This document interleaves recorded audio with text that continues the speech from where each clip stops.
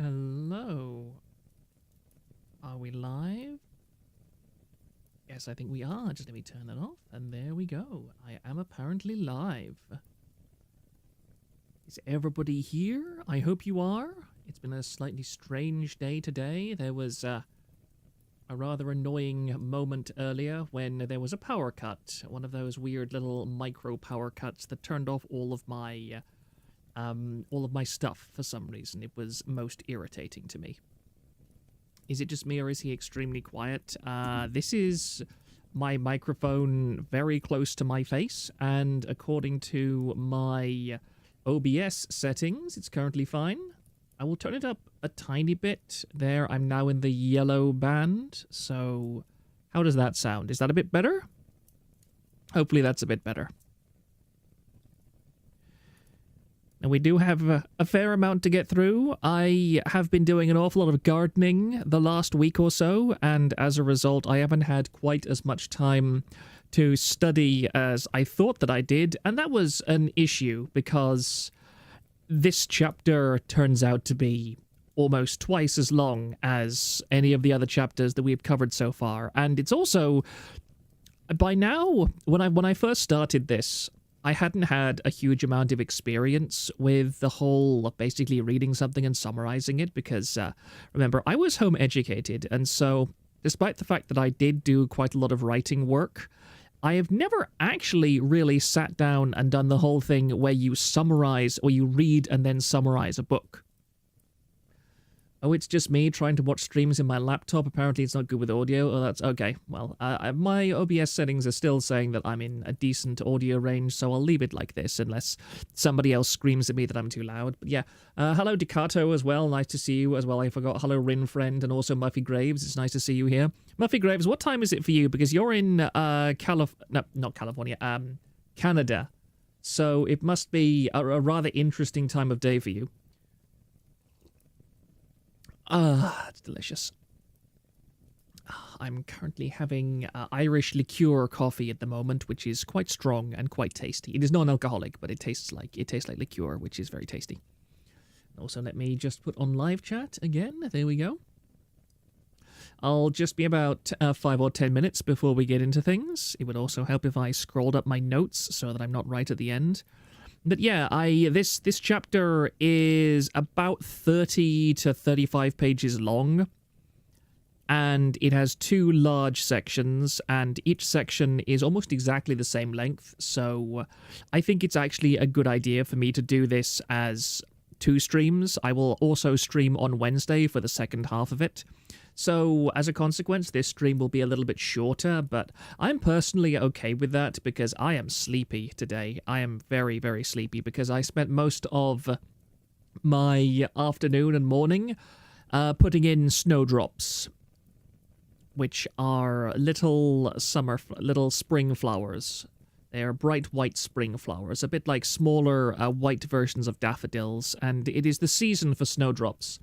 And one of our neighbors has some large areas of open ground that I thought it would be perfectly reasonable to fill with snowdrops, and they agreed with me, and so I've spent most of the afternoon putting snowdrop bulbs into the ground, which has been quite fulfilling. I've also been clearing out ivy. There is still a huge amount of ivy for me to clear everywhere. And also, I haven't been doing much rose pruning the last little while, but what I have been doing is pulling out clods of grass, which has been tremendously fun and annoying.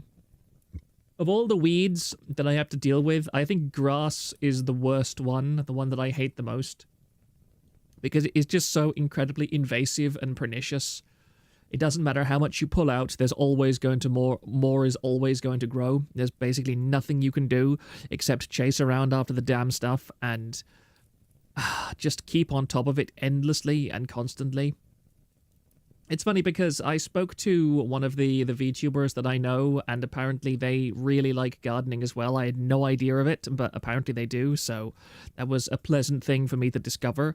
And so as a result, I was spending most of my break time today just conversing with her and talking to her about gardening, which was It's pleasant to know there are some out there that are still doing productive manual jobs when so many people have just forgotten how to garden and how to do any of this kind of stuff, which is really depressing to me. Although, in some respects, it's good because it means that I get to pick up the slack of where other people have forgotten.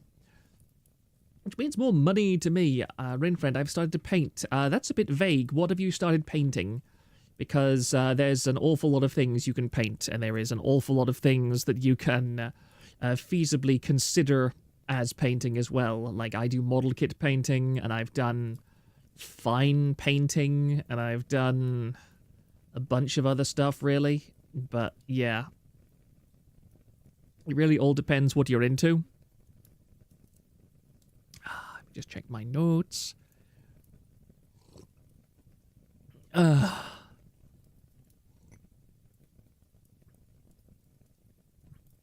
Oh, that's so nice. There's also going to be 1 or 2 extra articles that I'm going to bring in because what I got distracted again. You'll have to apologize. I might seem a bit more distracted during my streams because if you follow me on Twitter or anything, you'll know that my ADHD medication ran out quite some time ago, despite the fact that for some reason, the chemist keeps issuing it. Like, I've been told directly, point blank, by doctors that this medication is illegal for them to prescribe. They cannot help me, and I can't get it. And yet, my original prescription at the chemist is still ongoing. Now, the trouble is that I ran out 2 months ago. And so I went a month without it. And so I went through withdrawal and all of that, which was incredibly fun, let me tell you. Those that were around on TVA 2 months ago will know that I was not exactly in the most wonderful mental state at that point. But the next month, my mother shows up at the chemist to get her medication, and because she gets medication at the same chemist that me and my father do, she always gets just the family medication in one load. And she comes home to me and she says, "Hey, you've got your medication too.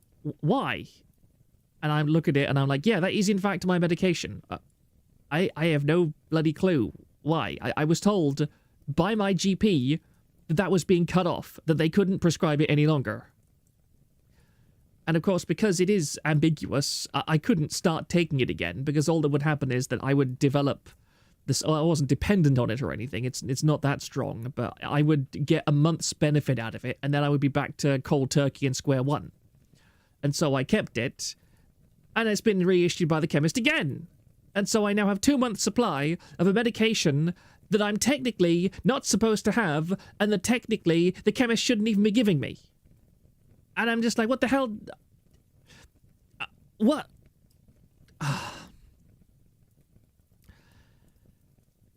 I think that it's funny. I was watching Genesis Prism, I think it was yesterday, and she was talking about like gazing into the void, which is the idea of intrusive thoughts. Having intrusive thoughts of bad things that you want to do, but you don't actually do them. It's just gazing. You're not jumping into the void. And like I joked in her chat that my intrusive thoughts, I gaze into the void every single time I come in contact with any kind of government system. Because, of course, Ireland is socialised healthcare, socialised medication and everything. And every single time I interact with the government, for any reason, on any level, I come away feeling as if I have not only gazed into the void, but the void has gazed back at me, and then it's handed me 3 sets of forms that it expects for me to fill out in triplicate, and then hand back to it, and then it will wait 8 months, and then it will tell me that it never actually got the forms back to begin with, and now I have to do even more. I have no idea how libertarianism is not a vastly more popular ideology than it is, because in my experience, every single part of traditional society is so unbelievably rotten to the core. I have no idea how anyone with more than 95 IQ can think that anything except at least a semi-hardcore libertarian attitude is acceptable, because, like, it doesn't matter if the government is conservative, it doesn't matter if the government is liberal, it just screws you over. It just screws you over time and time and time and time and time again. It's different. What you get screwed over in different ways, depending on whether they're liberal or conservative. I'll grant you that. There is some variety in the number of dicks it asks you to take. You know, there some are black and some are white, as it were. But at the same time, as you can tell, I'm just a little bit worn out by the whole affair. I'm just a tiny bit burnt out and just a tiny bit frustrated by the whole thing, which is most irritating. Anyway, allow me to actually start doing something, because yes, I've been yapping for like 12 minutes. So we will, in fact, allow me to just do the traditional thing of making sure that everything works, and not being like VTubers and Scuff, making sure instead that I have all my tabs active. They are indeed. Good. Oh, and it would actually bloody well help if I got this other thing that I was going to put on screen on my other tab, which I will do that now. Here we go. There we go. There we go. And I think this one comes first. Yes, it does. So there we go. Am I actually logged into this? No, I'm not. Good. Oh, hey, I thought I saw that was delayed somewhere. No, I said that I might delay it, Magdalenus Rex, but I ended up, instead of delaying this stream, I am going to do it in 2 parts. I'm going to do part 1 today, and then on Wednesday, I'm going to do part 2, because, yeah, this stream, or this chapter, is significantly longer than the previous ones, and it's also quite significantly more information dense, especially towards the latter half, and it also conveniently splits almost exactly halfway through the chapter and into, like, there's one section and then there is another section, and so rather than try and cram all of it into a single video, I'm going to instead do another stream on Wednesday that includes the second half, because I think that splits things up very nicely. But anyway, welcome Magdalenus Rex, it's nice to see you, of course. I will just finish off my coffee and then we can begin, which will be just a moment.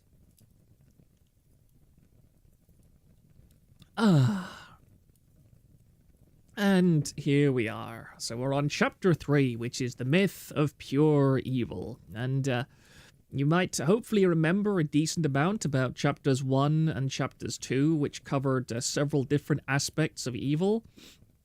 And this one, for the first part, is mostly discussing things related to the media and human understanding of evil. One of the problems that I found when taking notes for this section is that it's hard to... It can be slightly complicated, shall we say, to keep in mind the analytical method that's being used here, because a lot of this is written in a way that a silly person would read it and go, no, that's not right. When the point is, it's not saying whether this is right or not. It is observing that this tends to be the nature of how things are perceived by people.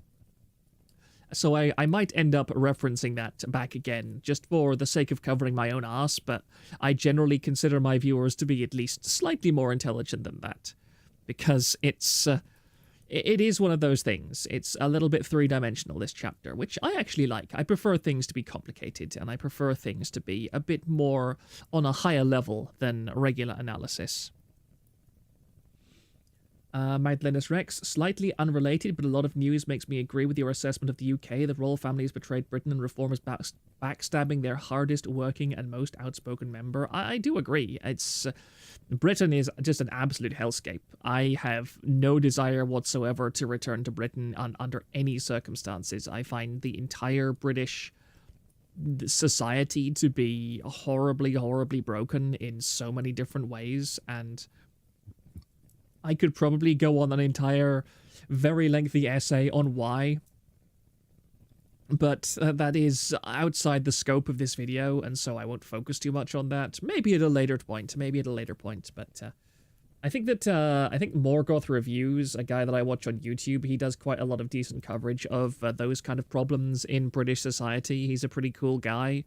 There's a couple of other ones as well, but I think the main problem is just so much fecklessness and so much complicity and disarmament in the world, in England rather, in the English world to be precise.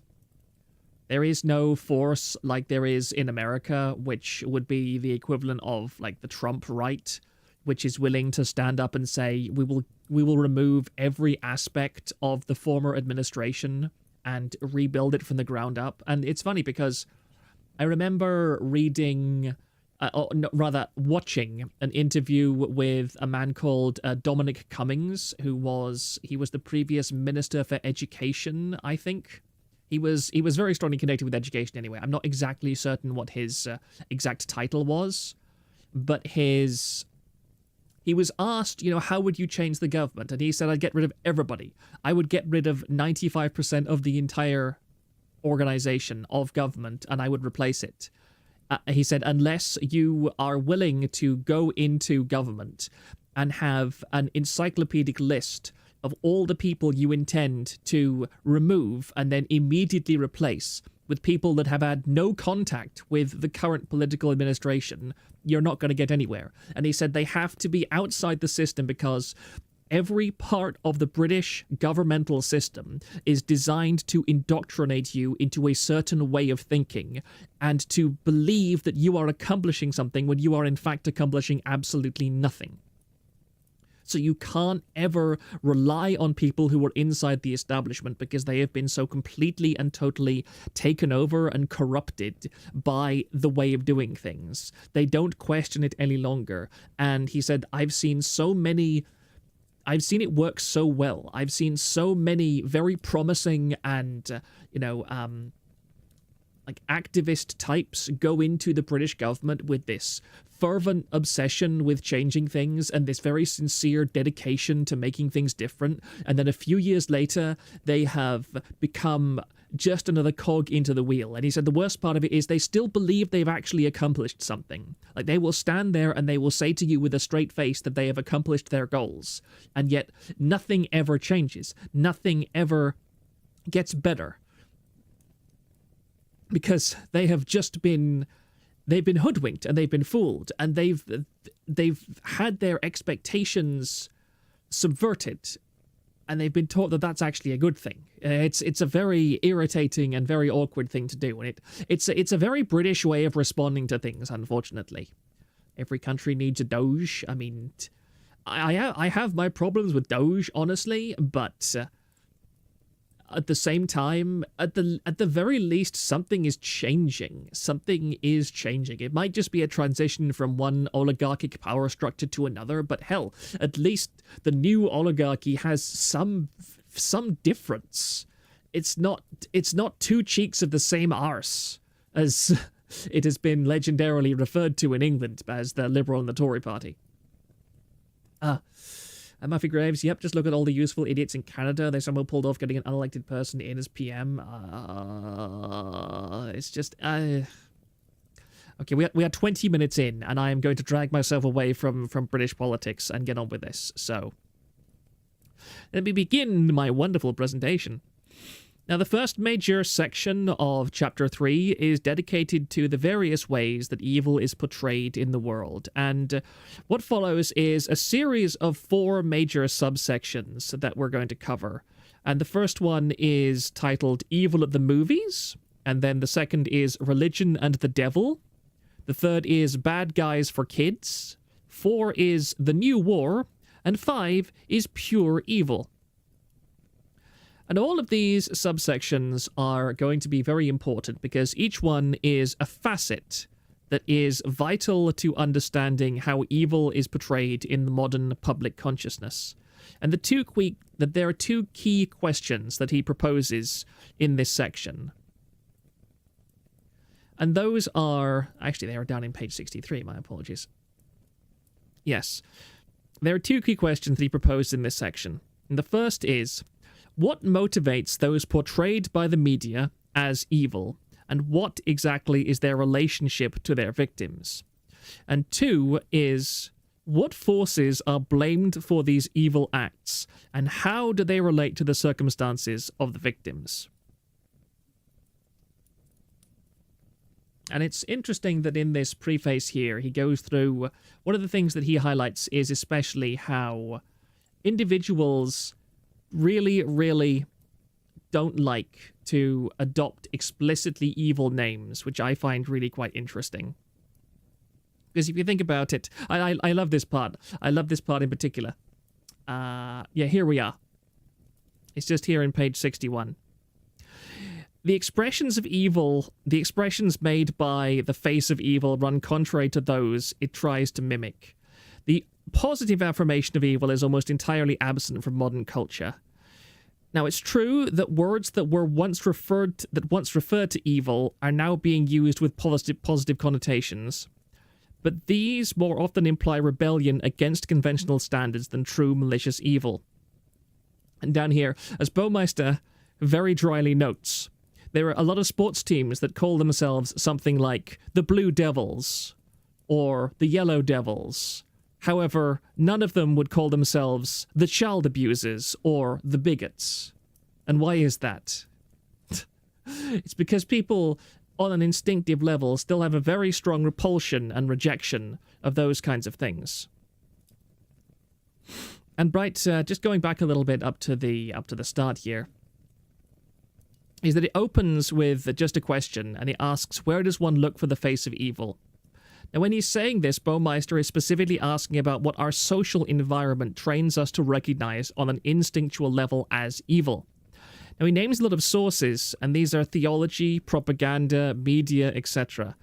And he also draws from his own personal experiences here, which I think are relatable to an awful lot of people, in that he says that he began his own initial understanding of evil with comic books, and in particular the X-Men.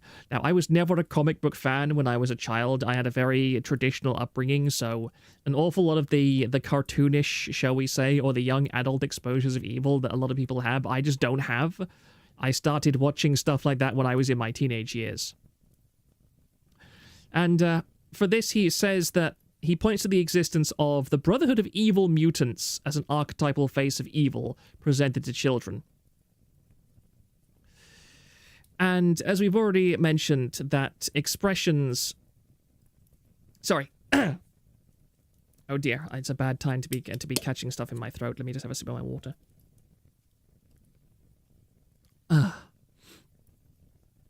Now, if the Brotherhood of Evil Mutants is what you might call an archetypal face of evil that's presented to children, you have to ask, what is a face of evil? Well, in reality, it's more like a mask of evil, because the expectations of the face of evil run contrary to those that it tries to awkwardly mimic. In reality, as we've mentioned, the positive affirmation of evil is almost entirely absent. People don't like to associate themselves with the idea of evil in general. Rinfriend, evil is people that abuse and hurt others for their benefit. I mean, we'll get to that. And Zuli, what? Never seen the Legion of Doom from DC? I mean, I'm aware of the Legion of Doom. But it says here, researchers have noted, for example, how unsuccessful most terrorist groups are at getting the public to use the names they choose for themselves. They usually want to be known as freedom fighters or as such and such a liberation army. Because people understand on a very instinctive level that if they take hold of the idea of an evil name for themselves, it will poison all positive affirmations of their own movement. And I think that a great example of that is a subversion of that we see very much in modern culture is the Black Lives Matter movement, because if something is BLM, then you can't say, oh, I'm against Black Lives Matter, because then somebody can just turn around and say, oh, so you don't agree with you think that Black Lives don't matter? But Black Lives Matter, it's a positive name. It's a positive cause. And there's this, I'm not going to show it on screen because it's got the iFunny logo on it, and I refuse to acknowledge the iFunny site in any way, but it's just one of these images, one of these smuggies that I find personally quite entertaining that says, we call ourselves the anti-bad guy squad, and we label our opponents the bad guys. How can people not understand this? We can never be terrorists because we're fighting the bad guys. It's so simple to understand. Everything we do is justified because of our name. Well, they got it in current year with peaceful protesters. Yes, And so pretty much all of us here can understand what this section is getting at. The people are desperate in many ways to use the power of language and the power of names to appear more benevolent than they actually are. And this is very subversive, and it's also very successful, because if you went out right now and talked to a great deal of Americans, or even a great deal of people, actually probably more people in the West in general, who haven't witnessed the actions of BLM on the ground, as it were, they would still say that Black Lives Matter, yeah, that's a positive thing. It's a positive, upright, affirmative thing that they will endorse, because if it wasn't good, why would it have such a good name? Because obviously Black lives do matter. But then again, you have the problem of you can say something like all lives matter, but what happens? Black Lives Matter says that you're a hate group. Friend, Kirsche was talking about this too, the evil hidden under a very transparent blanket of good. I agree. Exactly. This is something that Kirsche has talked about a great deal, which again, I find very interesting in that this is exactly why I started reading books like this, because Kirsche is very good at conceptualizing from a common sense standpoint what an awful lot of people know already, but have never really been able to express in a public kind of way. So people go to a stream like Kirsche and they see a pretty normal, I mean, Kirsche is not normal, she's very abnormal, but someone who can present herself as a normal, everyday individual, who's not an ivory tower intellectual. You certainly couldn't accuse Kirsche of being something like that. And she is conceptualizing the ideas that they already have in their head, but who've been trained by society to never voice. It's that she allows people to indulge that voice inside of their head that says, this doesn't sit well with me. This isn't right. I'm told all of my life that this is right, but the evidence presented by my senses are telling me that this is wrong, that I'm seeing with my eyes. You know that saying, don't believe your lying eyes?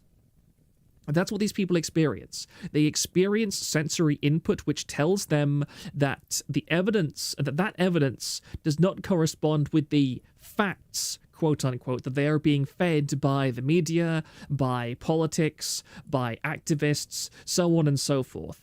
But they don't have a standard to rally around. They're all isolated. They're all in their own personal bubble. There's a lot of them. There's vastly more of those people than there used to be, but they are still relatively isolated because the media is so heavily controlled and is so very good at dividing up those kind of people and making them think they're all on their own, that there's nobody else out there supporting them.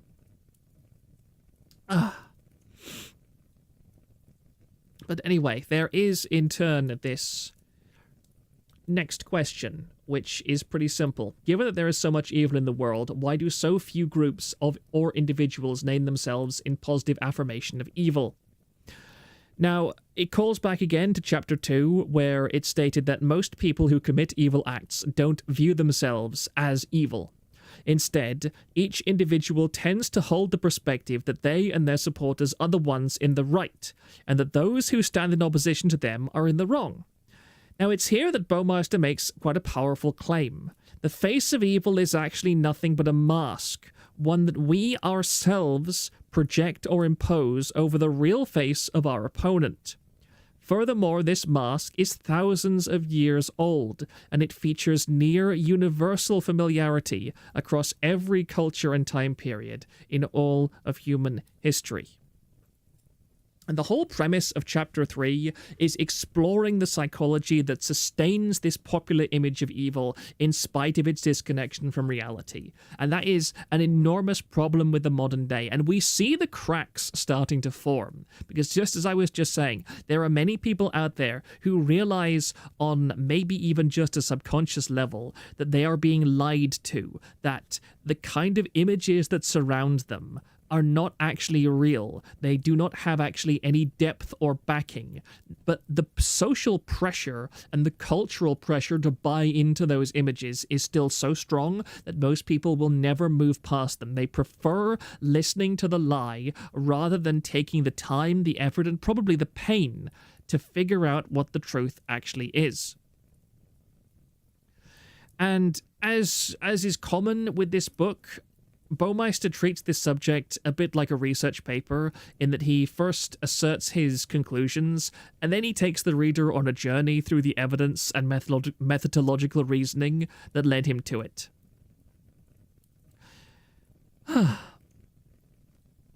And his assertions are twofold. The first is the conventional face or image of evil, which he will henceforth refer to as the myth of pure evil, satisfies a very important psychological need within those who project or endorse it.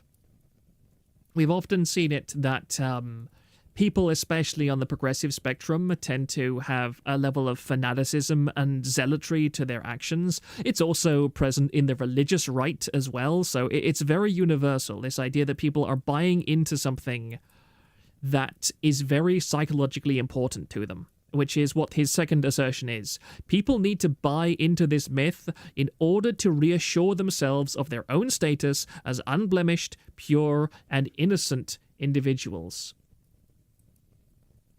Ow. Let me look back at chat for a second. And it hurts so much. I'm glad people are waking up. I mean, I do agree with you. It's very important that people do indeed wake up. But the trouble is that you have to be very conscious of the trends within your own psychology. You have to have a good level of psychological awareness and self-analysis. Introspection is a good way to put it, in order to carry through these things to any kind of conclusion, because otherwise you don't develop personally. All that happens is you simply adopt a new mental outlook that more innately satisfies your personality. You've not actually made progress. You've just found a more comforting myth to believe in.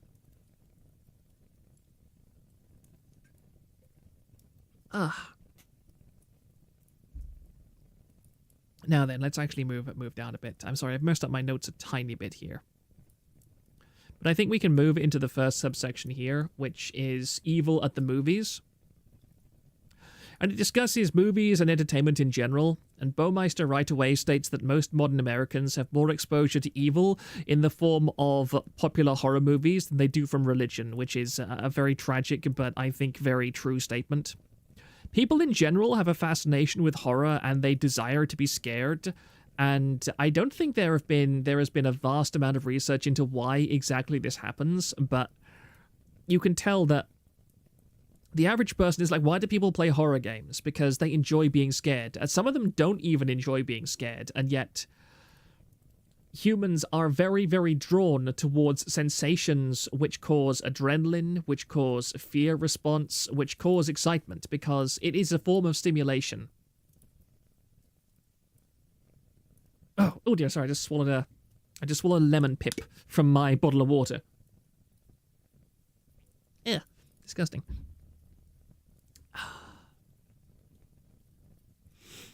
Now, the book asserts that one reason for this fascination is that people desire to see villains who correspond with their pre-existing understanding of what evil is, which, of course, is the myth of pure evil. Now, this is substantiated by Baumeister's ensuing argument about the nature of these villains and the kind of settings they tend to appear in. And central to this understanding is the theme of chaos, which appears in nearly all horror movies to some extent. I'll quote directly from the book here, where it says, "Horror movies like to start with this stable, happy setting, and then show how it gets turned upside down by the invasion of evil. Horror movies traditionally involve normal people getting caught up in circumstances they can neither comprehend nor control, and this leaves them helpless and at the mercy of their tormentors." Now, I am not a particular connoisseur of horror movies, because I actually don't particularly enjoy horror movies in general. I tend to be a little bit more sophisticated in what I enjoy, but I think one of my favorite examples of a movie that can be described as a horror movie is definitely The Terminator, and it would be Terminator 1 in particular. That's like the most classic horror movie, because the rest are more action films. But I think The Terminator is a fantastic example of this kind of myth of pure evil in cinema, because it takes a perfectly ordinary young woman in the form of Sarah Connor, and it turns her entire life upside down, and it throws her into this extremely chaotic chase situation with an completely methodical, unfeeling, and unstoppable metal monster whose only purpose is to hunt down and kill her. Magdalena's Rex, Jason is a tragic, likable character. Freddy is a serial killer and no worse than any other, just with special powers. Only Michael is the only true, pure evil slasher killer. I mean, he goes into that quite extensively, and we will go through that now, because let me just scroll down to the next section. Yes. Now, Baumeister says, the history of horror movies can be roughly divided into two eras, the monster era and the human era. In the former, the villain is a completely alien figure, an outsider of some sort with minimal connection to regular humanity, and that can be seen in examples like Frankenstein's monster or Dracula, all supernatural. I think also, what was it called? I think I also saw a horror movie called The Fog, which is about like a band of supernatural ghost pirates that attack a town and kill a whole bunch of people that were related to, I think, the pirate captain in centuries past. And there's also a pretty famous series of films about a genie that intentionally grants people's wishes in the most horrifying and nightmarish fashion possible, so they die in terrible ways, which is another good example of that in a more modern era. But then there's the latter era, which started in 1960 as a result of Alfred Hitchcock's Psycho, which is often thought to be the very birth of the slasher genre. And Baumeister quotes here from Carol J. Clover's book, Men, Women, and Chainsaws. And that highlights the Texas Chainsaw Massacre, Carrie, Halloween, and also Spit on Your Grave, which I remember being talked about many, many years ago. I think it was a frequent joke, actually. There's something funny about that movie. That an awful lot of internet commentators seem to have liked that movie or found it amusing. And he says that in this one, in Carol's analysis of the slasher genre, she primarily focused on a subset of films that showcase a female protagonist. And these works tend to draw on Christian themes of abstinence and self-control. Sometimes that's conscious, sometimes that's unconscious, sometimes it's very overt, other times it's a lot more subtle. And the basic idea of this is that masculine men and human authorities are usually depicted as helpless and incapable of fighting back against the killer or any other force that is trying to destroy them. And also, you'll usually have some kind of promiscuous woman or group of promiscuous characters that are engaged in illicit sex, illicit affairs. They're taking drugs or otherwise engaging in more morally degenerate behavior. Wishmaster, thank you. That's Wishmaster. You are correct. That is exactly the one that I was thinking of. I haven't watched it, but I have heard of it, and I remember reading a dissertation on it once. But yeah, in these films, the people who are the moral degenerates, as it were, are the ones that are typically targeted by the killer and removed from the scene, whereas the heroine is someone who... Again, this is one of the things that I absolutely hate about modern media, is that these kind of characters have been completely corrupted by the girl boss archetype and totally ruined by modern cinema and Hollywood. But in these older, somewhat better films, you would have the female protagonist who would be able to resist the kind of... She would be depicted as someone who was obviously more morally virtuous than the people around her. She would be the one groupie who refused to sleep with the stud or whatever. She would be the one that refused to partake in drugs or was the person to criticize the rest of the group for their excesses or something during one of those like spring break slasher movie kind of things and so forth. There's a ton of examples. I'm not going to go into even a tenth of them. And then Magdalena's Rex says, the 70s Herzog Nosferatu are one of the greatest female protagonist heroes in cinema for me. I'm glad. I have never watched that, I'm afraid, but I'm glad that such movies definitely still exist and are still remembered by people. It's very... 70s, that would have been 50 years ago by now, so... It's nice to know that there's a connoisseur of antique films in my chat. I really hate it when people have no frame of reference beyond like, oh, it happened after the internet, therefore it's new. Oh, it happened before the internet. Oh, why would I care about that? But anyway, my point is that basically The heroine of the piece is rewarded for her strength and ability to resist temptation, and is usually the only survivor or is the final victor who is the one who defeats the monster in the end.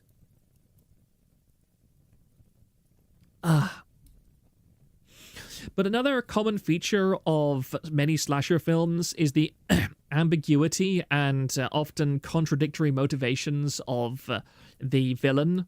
And Magdalena's Rex actually brought up Freddy Krueger before my notes did, but he has an entire small section here which talks about Freddy Krueger. Because in most of his films, Freddy Krueger is depicted as the ultimate manifestation of pure evil, in that he was a murderer and also a child molester before he died, and after he dies, his violent rampage just transitions into becoming one that occurs in the dream world as opposed to in reality. And he points out here, in one sense, Freddy's motive was a simple wish to avenge his own death, yet that explanation is patently inadequate because he was, as I mentioned, a child molester and murderer long before he was killed, so it appears that he was evil all along, maliciously and inexplicably, and revenge was just a secondary motive that spurred him on to extra efforts. So he was evil from the start and was merely forced to change his venue from waking life to dream life.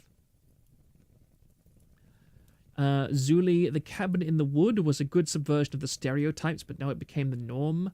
Divo Leon, the child molester, was in the 2010 remake. He just killed them in the original. Okay, I was not aware of that. I also, again, I have not watched the Freddy Krueger movies, but I do know that his backstory is, again, this might not be the entire backstory because it can change, but that he is the child of, like, rape from a nun being locked accidentally in an insane asylum full of, like, psychotic men, and they rape this nun throughout the entire night that she's locked in there, and so he's called, I think, the bastard of 100 fathers. And that's his, and it's implied that that origin was why he came out so twisted and evil, that he was the product of all of these men raping this innocent pure nun, and as a result he was basically born evil. Again, I could be getting that completely wrong. I have not watched Freddy Krueger films, but that is my impression of the character. Please do not spit roast me over this, please.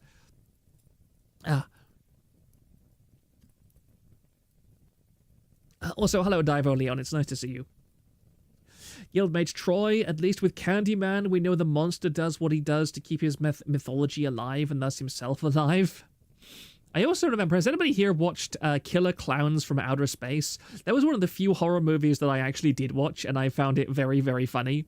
I mean, it's a semi-parody. It's violent and it's it plays straight on a lot of horror things, but it's also a very funny film. I like Killer Clowns from Outer Space. That's a classic, an absolute classic of the killer space clown genre, as you might say. And there was even a video game of it not too long ago that I think actually did come out and wasn't too bad. I remember, I think Honey was addicted to the Killer Clowns from Outer Space video game at one point. She played it a whole bunch on stream a few months ago, which is a very strange thing. And Magdalena's Rex, Jason is a tragic character for me. I don't consider him truly evil, just a force of nature. Oh yeah, then there's Bob from Twin Peaks, a perverse, monstrous destroyer of innocence on a cosmic scale. Yeah. And this next part moves away from horror films, and it states that villains are not confined to horror movies, because the face of evil can be just as readily observed in the action genre, which is arguably even a more ready example of this kind of behavior. And it's traditionally populated by a wide array of mindlessly evil brutes and scheming leaders who share the dual traits of sadism and egotism. And Baumeister here quotes from famous movie reviewers Siskel and Ebert, who once said, wait, it's Ebert, not Ebert, my apologies, who once stated, enjoying being evil is the key to any successful villain. And it says, to be truly evil, one must enjoy inflicting harm. And I think everyone here knows, especially with the recent cape shit epidemic, there has been so many villains whose plans just basically revolve around the fact they're evil bastards and they have nothing else. And this was where I went on a little bit of a tangent during my research, and I'm just going to switch back to just chatting for a second because I have to fiddle with my overlay for 1 second. Window capture, There we go. Swap over to that one. Yes, because I went and looked up this.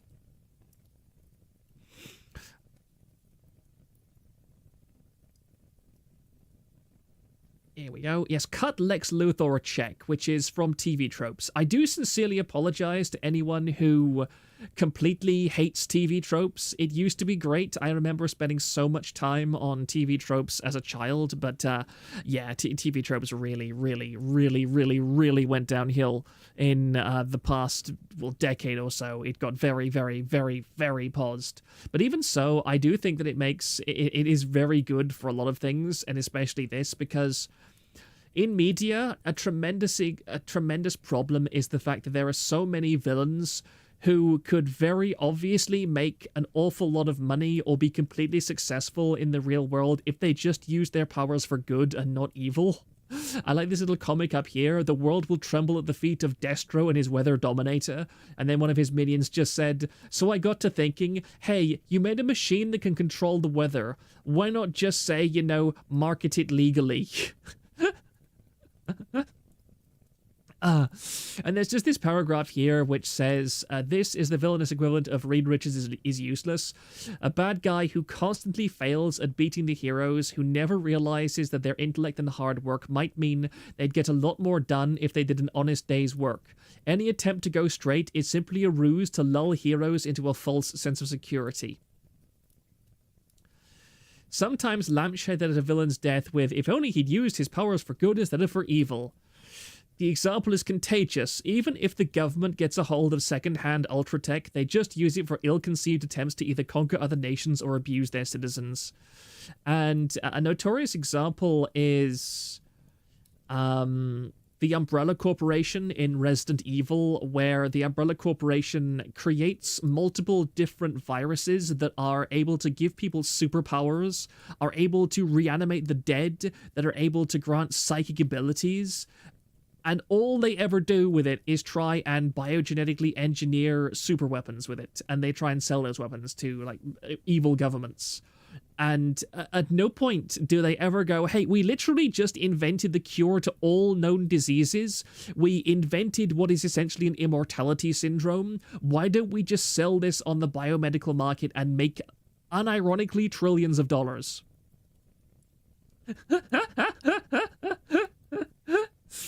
Leon Freezer is the perfect example of that. He is evil, he knows that, and he absolutely loves it. And then Guildmage Troy says they torture Freezer in the special hell by putting him in a pleasant field and having cute animals hold parades in his honor. Freezer despises it.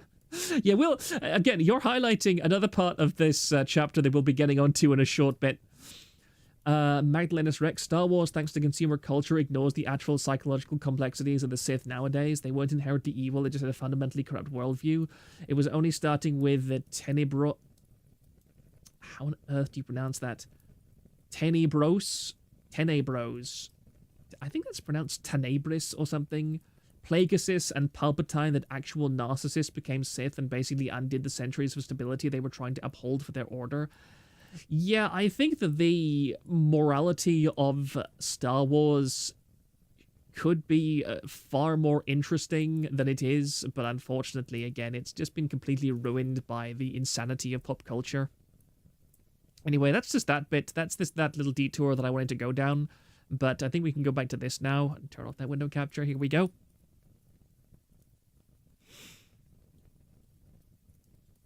I can hear a very, very strange noise outside. Okay, that was very... I think it's a fox howling in the dark out there. It is fox mating season, so it's quite possible I will just randomly hear a fox screaming in the darkness outside. I apologize for that. So foreshadowing and linking this section with a future one, Baumeister rounds it out by noting the common use of drug dealers and kingpins in more grounded works that lack a supernatural villain. Now, these men are almost always depicted as the worst kind of human being who cynically and callously exploit others and knowingly push addictive, lethal substances onto an innocent community, which, again, is actually not really how drug peddling even works. I remember watching a documentary about cocaine smuggling in Australia once, and the whole sophisticated nature of that operation and how they even had specialized laboratories and systems to ensure that they produced as pure and refined a product as possible, because their main market wasn't on the street corner. It was high court judges and lawyers and officers who all had very heavy workloads. I remember an interview with one of these drug peddlers who said that all I'm doing is providing a legitimate business, and people should actually be grateful to me, because it's only by snorting cocaine that the justice system even functions. If we weren't giving them these stimulants to be able to stay up and handle more caseload, the entire justice system of Australia would just grind to a halt overnight, because their courts would not have enough staff left over to actually do anything. And that was quite obviously a bit of an exaggeration and a self-aggrandizement, but I think it does highlight the fundamental, again, another fundamental way that the media and reality tend to disconnect when it comes to depicting so many of the kind of characters that they usually do. And a lot of people here in my chat have been commentating on various examples of more sophisticated and nuanced villains, and I understand that, but at the same time, it's important once again to remember that we are talking about the general... We're talking about goy slop, okay? We are discussing goy slop here. We're not talking about the sophisticated auteurs or the Digimon tamers of the media landscape, which actually have fairly sophisticated understandings of morality and try to educate the audience or inform them of alternate perspectives. We're talking about the kind of thing that gets people's arses in seats, and unfortunately, as we will see, it's often revolving around simplistic themes and ideas rather than anything valuable. Anyway, let's move on a little bit. You can see it peeking up from the screen here. We're now going to go into religion and the devil. And there are some sections of this part that I kind of skipped because it gets a bit theological. And as a fairly hardcore Christian myself, I have a lot of commentary on that. But I think that kind of transcends the boundaries of this video, so I won't go into it personally. But basically, after touching briefly on the underlying religious themes that are present in horror movies, Baumeister really tries to dig in on Christianity's many vivid depictions of evil and violence. And in here, he cites a lot of works by the scholar Jeffrey Burton Russell, who had conducted a very long study of the various kinds of religions across the world and also how they interrelate with culture. And he notes that across hundreds and hundreds of different religions that are both, and cultures that are both Christian and non-Christian, very similar concepts of evil can be found. And his conclusion, which as a religious person I would somewhat disagree with, but from a human psychology point I can understand, is that he concludes these depictions of evil spring from a core part of human perception about the world. And to quote here from page 67, evil is seen as the adversary of good. Evil is defined in relation to good as its opposite. In other words, if there wasn't an existing concept of good, there can't be a concept of evil to oppose it. And Baumeister claims that this carries several important implications. And in particular, the first one is as follows. If evil is merely a reaction to good, then there is hope of an eventual victory of good over evil. Now, an awful lot of theologians have tried to answer the question of why that victory hasn't occurred, but others have acknowledged the concept that evil is a dualism with good, that opposing ideals, they are opposing equals who must always be in balance via one mechanism or another. And we see that in a lot of Iranian religions, for example, is that we have here Orasmad and Ahriman, who are twins. One is good and one is evil, and they are basically equal as far as divine power is concerned. And it's similar. There are some denominations of Christianity that view Satan as a equal to God, or my apologies, as a partner with God. which I don't agree with. But again, that is going down a rabbit hole that I am not going to personally follow because it is very complicated and there's an awful lot of scripture involved in that. But it does give rise to... Oh dear. Sorry, I am very full of wind tonight. But it does gives rise to a couple of important implications. And the first of these implications is as follows.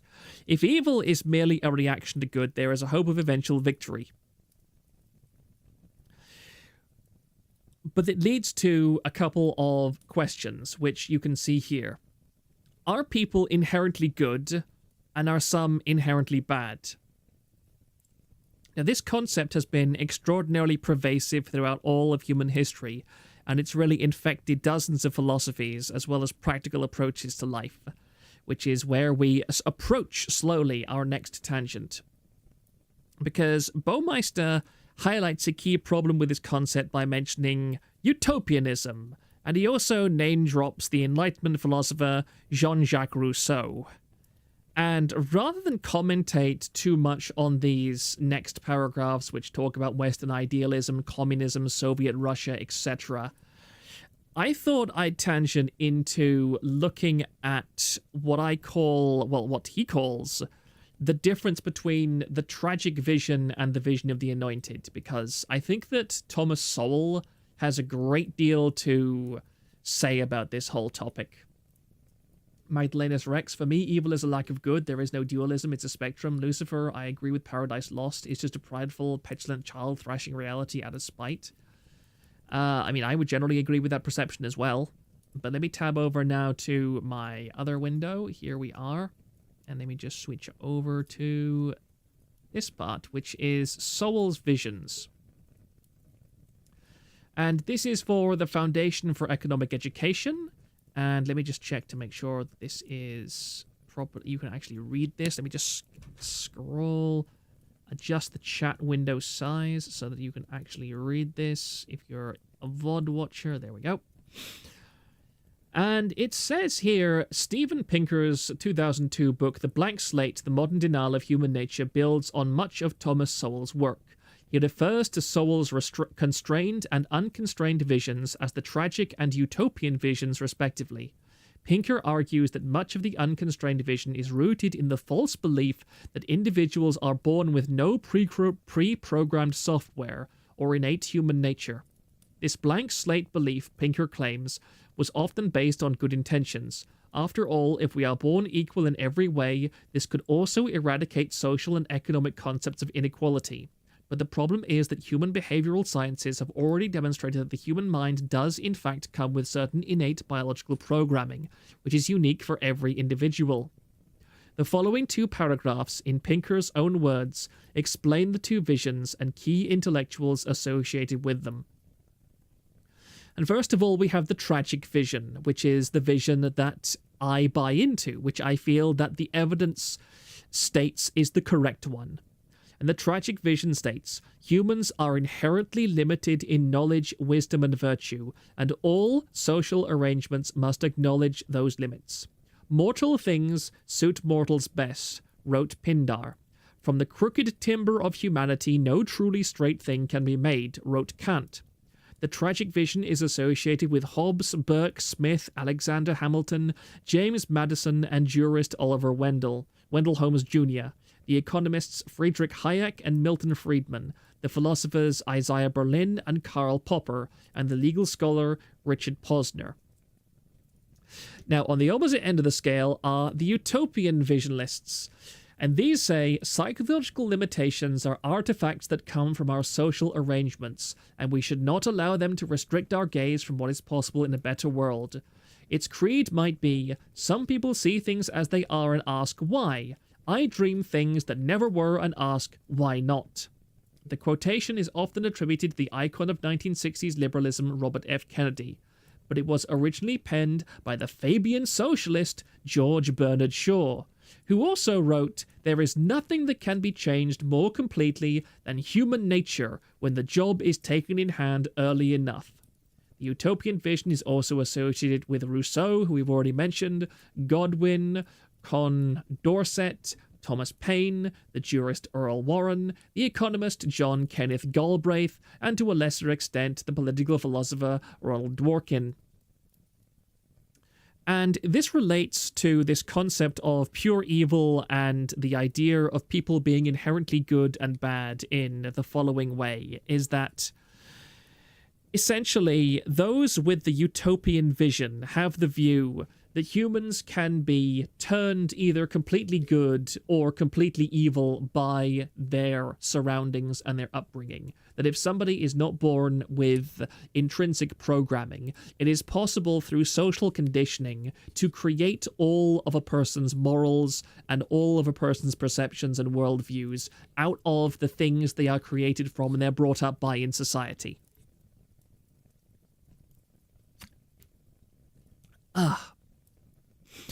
And it's resulted in an awful lot of death and destruction. Because let me go back to, In the 1930s, one prominent Western idealist after another turned away from communism and described the bitter disappointment he or she felt about Soviet Russia, which had seemed to be the last best hope of humanity, and was now a terrorist state, arresting and killing innocent citizens, making deals with the Nazis, and exploiting the masses, while providing lavish special privileges for its gangster-style leaders.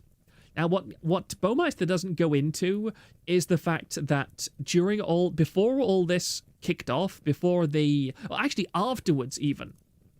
Sup, Proctor, what did I miss?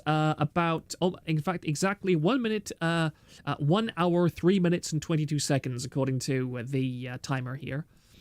I probably should have been clearer that I was actually streaming tonight. I'm sorry I put out that tweet saying I might delay. But yeah, for you, the Shirt Lad Archive, that's a very strange name, by the way. I'm going to be doing this for the first half of this chapter, and then I will be doing the second half on Wednesday. So there'll be 2 streams this week instead of just 1. And the problem with utopianism is that it's very much an ends justify the means style of approach to humanity, in that it does not want to acknowledge intrinsic human programming, and it instead has the attitude that all things about a person can be changed by their environment. It is the same kind of people who, at many points throughout history, have gone, if we take bad people and we put them in the company of good people, then the good people, the goodness of the good people will rub off on the bad people, and the bad people will become good by their exposure to the good people.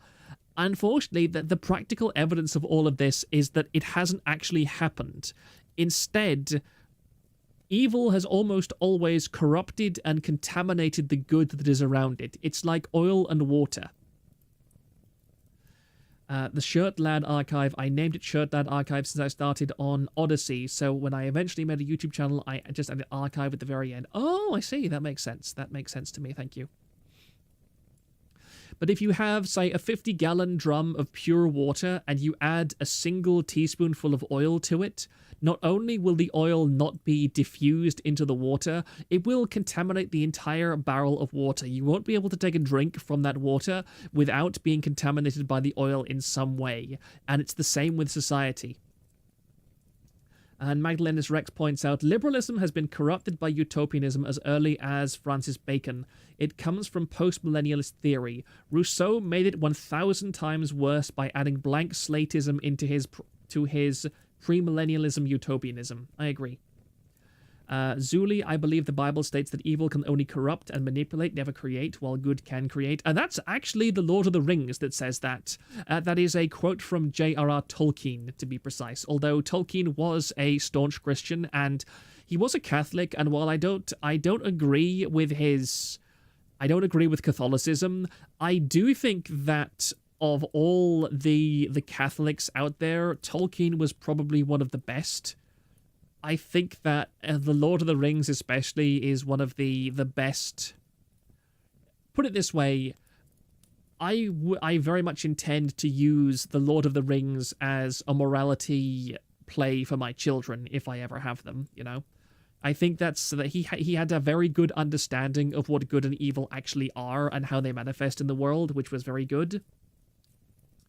Magdalenus Rex, I meant post-millennialism for Rousseau. It all originated from Joachim of I can't. Sorry, I'm zoomed out too far to see if that's an L or an I.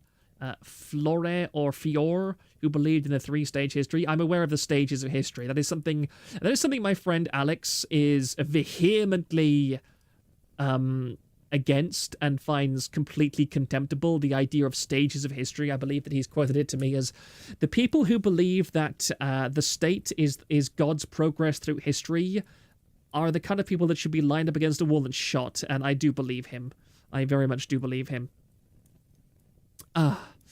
Anyway, let's bring us back to the book here, and he ends this section with a set of fairly obvious observations, namely that after the failure of so-called utopian movements, it seems obvious that the hoped-for victory of good over evil is nowhere in sight. People, as we've spoken about, are not entirely products of their social conditions or backgrounds. Even when they seem to all have enough for themselves, someone will always want more. Now, we mentioned earlier that there were 2 implications of the view of evil like this, and the second one is that the view of evil as the adversary of good is tailor-made to encourage rivalries, divisions, violence, and hostilities between different groups. And Baumeister calls this tendency of humans to group up and then compete with rival groups as one of its most powerful and universal. And this has had terrible implications when combined with the tendency that humans have to project a mask of evil onto their rivals. And we scroll down here to page 69, haha, funny number, and here Baumeister defines the term sadism as the tendency to enjoy harming or hurting other people, and then he combines it with the desire to seek out such opportunities for personal pleasure. And Jeffrey Burton Russell, who we talked about a little bit earlier, correlates sadism with the devil, and he notes that his depiction as a figure who practices evil is simply because he enjoys it. Therefore, the accusation of being in league with the devil or a similar cultural icon has been a tactic that was very often employed by majority groups to condemn minority groups, especially Jews in places like medieval Europe. And we've seen that in various different ways. This idea that if the devil is truly and completely evil, then anyone who chooses to associate with the devil must also be truly and completely evil. And at best, they are in his control. At worst, they are basically avatars of himself. They are representatives of the devil on earth and must be destroyed. And if you look back at the history of Catholicism, this was a weapon that they used very extensively against those who disagreed with them. And it was common in a lot of the schisms of the Catholic Church as well. One group would brand the other as devil worshippers. It was a tool used to, I think, was it the Knights Templar or the Knights Hospitaller or one other similar thing? But yeah, they destroyed at least one holy order by accusing them of devil worship and having their members burned alive, which was a very fun thing to happen. Divo Leon said, I think I've said something like that here. Some people can be bad due to their environment or their circumstances, but when you take them out of... Sorry, that chat moved. Sorry, I'll have to look up a bit for that chat. But when you take them out of there and you don't see change, it's in their nature.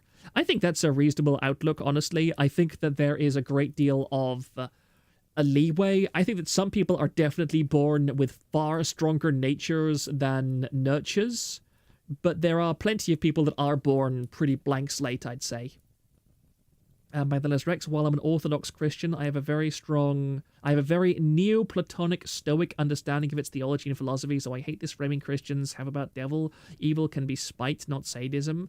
And I would say that the two can be pretty closely interlinked. It's like spite is more of an emotion, whereas sadism is more the desire to inflict harm out of a spiteful attitude. You want to, you're not so much doing it for yourself as you're doing it to deprive the other person of pleasure and inflict pain at the same time.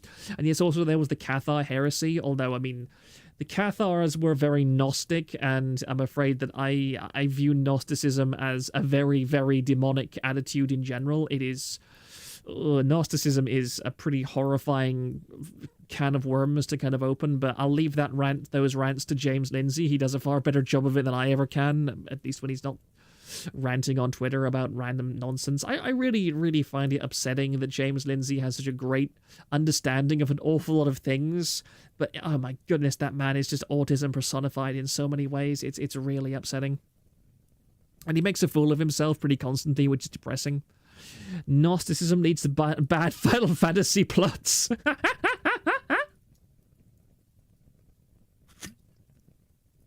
Ah, dear. Yes, the whole chestnut of God is actually evil, or there's something bigger than God that's evil. That's a very common thing in Final Fantasy, and it's kind of boring. The Japanese seem to really love those kinds of plots. The Japanese really love Gnosticism for some reason. I'm not really sure why, but it's a theme of a great many of their JRPG plots. Anyway, let us continue. The devil is not always described as purely evil for evil's sake, instead showcasing a combination of negative traits taken to an unreasonable extreme. These include pride, jealousy, and unwarranted self-esteem. Now, Baumeister evidently commentates on this because in his next section, he will note close parallels between the mythological concepts of pure evil and modern interpretations which are aimed at children. And you can see down here, this next section called Bad Guys for Kids. Because, yeah, Satan is one who embodies the sin of pride and of jealousy because he was jealous of God's creation, and he was also prideful enough to want to steal that creation and become a god of it himself. That's how he operates in the book of Genesis anyway. So we're seeing already the strong themes that evil is tied with negative emotions, and that evil will always showcase negative traits. So I think it's a good time to go down into this next section, which goes back to the theme of cartoons and media aimed at children. And they're based on, I think it's vital to understand the previous sections, because many people draw the first impressions of evil from media they're exposed to as children. Stories for children represent a vital method of transferring information from one generation to the next. And I think everybody here understands there's a reason why Day 1 save cat, day 30 kill cat. There's a reason why in the modern era there are so many forces that are vying for control of children's media, because he who controls children's media controls what the next generation grows up believing. And as we start here, Baumeister cites a pair of scientists called Petra Hess and John Mack, and these two scientists studied children's cartoons to understand how they presented evil, and their conclusions are threefold. And the first is, the motivations of the villains are unclear and poorly defined, and they usually revolve around the ideas of simply causing chaos and destruction for its own sake. And the second is that evil is an inherent adversary to peace and order, which harkens back to what we already saw about good and evil being inherent opposites. One cannot exist without the other. The worlds depicted by these cartoons aimed at children would be wholesome and positive if the villains weren't present. In other words, it's like Captain Planet, I think, is a great example. In the Captain Planet, you've got the evil trash men who go around trying to destroy the environment, and if they weren't there, the environment would be wonderful and perfect. It's only the people that go around on ships that said, baby seal clubbers or oil spills Inc. that are really the problem. I've never heard of Gnosticism. Is there some sort of good TLDR you can say, or do I have to look into it? I'm sure that somebody like Madeline's Rex would be better off than that, because the trouble is that most of the knowledge I know about Gnosticism is from James Lindsay's lectures, and oh no, Captain Planet, this has turned into the US politics general threat. Oh dear. If you're saying that, then you understand what I mean. You understand what I mean about this. So the third conclusion they came to is that most of the villains state they enjoy war and find ordinary concepts like love and beauty to be repulsive or threatening. And I scroll back up and I look at the comment where Gilbench Troy said, they torture Frieza in a special hell by putting him in a pleasant field and having cute animals hold parades in his honor. Frieza despises it. Because yeah, that's exactly what I was thinking of immediately, is this particular section here. There's also Cobra Commander that's cited as well, and his phrase, "let's reach out and crush someone." The non-specific someone suggests that the main point is just to inflict hurt, regardless of who is hurt. And if we scroll down here to the next section. Another strong tendency that these two scientists observed was that the depiction of villains in various shows was foreign. They often draw from the adversaries of current American regimes or previous ones, such as Germans, Asians, or Arabs. And, of course, we can immediately think of things like the A-Team. Also, what was that other one? Good grief. G.I. Joe. And all these other shows that depict militarism and the military way of life. Magdalen's Rex Gnosticism is basically middle Platonism hijacked by narcissists that justify their bad behaviors by saying they have sacred knowledge of a greater reality, pretty much. I'll let Magdalen's Rex continue about that because he's going to go down a rabbit hole that is pretty outside the topic of this, but nevertheless pretty interesting.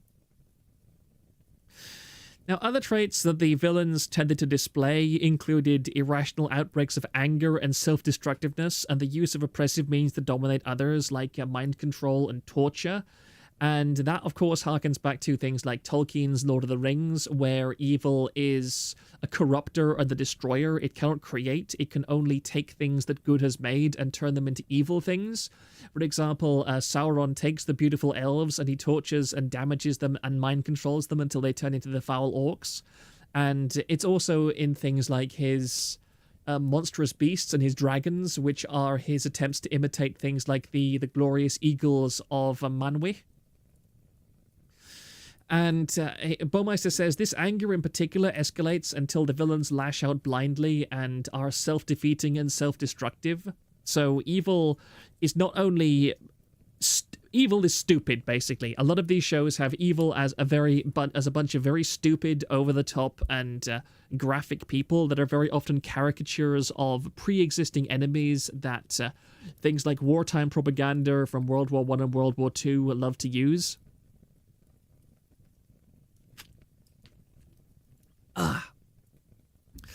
And although Baumeister will reserve most of his conclusions until later in the chapter, I think it's quite clear what he's getting at from this section.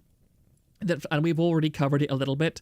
From an early age, children are exposed to various different primers that instill in them instinctive assumptions about the nature of evil.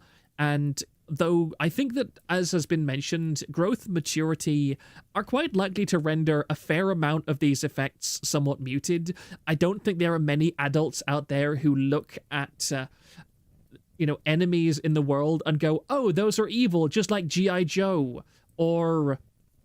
those polluters over there are literally villains from Captain Planet. People tend not to think like that. At the same time, you can see the dumbing down of society so that people are... there's no other way to put it. People are stupid. You know that meme about... Let me look it up on my computer because I actually have it saved. I was looking at it a little bit earlier. In this one here. Why are you not opening? Yeah. This fictional cartoon character would totally agree with me. Have you seen that? I see you are unfamiliar with Harry Potter comparisons. I was just about to mention that as well. I was also going to mention things like Sonic and so on. Is that... Ah, dear. How does one control something that isn't particularly centralized? Is that why, in a bid to do that, there's efforts to weaken the parental unit in best curates media for kids to consume? Yes, basically. You have to remember that an awful lot of this goes back to Marxism and dialectical materialism. And in the first edition of the Communist Manifesto that Karl Marx wrote, he wrote that central to Marxist ideology was the destruction of the family unit. And he defined the family unit as the father and the mother who instilled their values, their moral principles into their children. And the reason that needed to be destroyed is that he saw capitalism as inherently patriarchal. in that it was the strong entrepreneurial father figure who passed down the elements of capitalism that was competitive, masculine traits, because capitalism is generally associated with the idea of masculinity, because capitalism is competitive. You compete with other people, and you can't do that if... And communism is the opposite. Communism is supposed to be cooperation and the sharing of resources. And so Marx wanted to destroy the traditional family unit, and he wanted to state-educate all children in communal creches, because in that way he saw that he would be able to break the masculine patriarchal link between father and son and raise a new generation of people that would not be masculine in any way. Normies, this person is literally Voldemort. Me and intellectuals. This person reminds me of Miko. And yeah, what you were saying, the Shirt Lad Archive, when you were saying about there's efforts to weaken the parental unit that in best case curates media for kids to consume, that is an explanation for that. In that all of these groups are trying to, in a fairly roundabout way, still employ the same tactic of destroying the family unit. They are trying to prevent or pervert or poison the relationship between parents and their children by using the media to instill values in children before their parents are able to forge a strong cultural relationship with their children, because that's where the revolutionary class always comes from. The revolutionary class is always made up of disaffected youths who hate their parents. It is always the rebellion of the youth culture against the established conservative culture of the elderly. Which is why this understanding of the myth of pure evil is so important, because we've seen throughout this section of evil for kids in that children are raised to interpret evil in a certain way, and even if they later grow out of that, what you're exposed to as a child has very, very long-term, long-lasting impacts on your psyche. And I think especially my own psyche has been dramatically affected by the fact I wasn't exposed to these kinds of things when I was growing up. I was almost always exposed to very sophisticated media and very sophisticated things. I never watched cartoons as a child. I read books like Lord of the Rings, and I listened to things like The Hitchhiker's Guide to the Galaxy, which was, and I also listened to a lot of Terry Pratchett audiobooks. Terry Pratchett audiobooks are brilliant. There's a couple of narrators that really perfectly get Terry Pratchett's deliveries that make his audiobooks absolutely side-splittingly hilarious, which I really enjoyed. And so I was never really exposed to this kind of programming designed to make people have this simplistic projection of a mask of evil upon other people, upon other groups. The Shirt Lad. I'm aware, Gramsci, I apologize if I get these names wrong because I'm staring at the screen at very small text over my microphone. Was also another big proponent of subverting the established paradigm by eroding people's bonds and cultural ones, replacing it with the ideology TM. Best audiobook I listened to as a little kid was the Left Behind series. I'm very vague. Is that the one where the rapture happens and a whole bunch of people are left behind on Earth? Or is that something else? I forget. I think it's the one about the rapture, or it could be a different one. That's a bit of a generic title, I'm afraid. It could apply to a lot of things. Yes, okay. I have never actually listened to that one myself, though I have heard consistently pretty good things about it.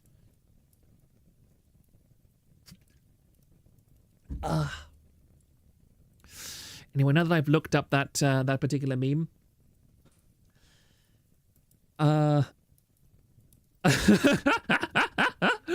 Kenneth Patterson, there's an old Calvin and Hobbes strip where C reads from a book, "Religion is the opiate of the masses," and asks H what it means. The TV set thinks it means Marx hasn't seen anything yet.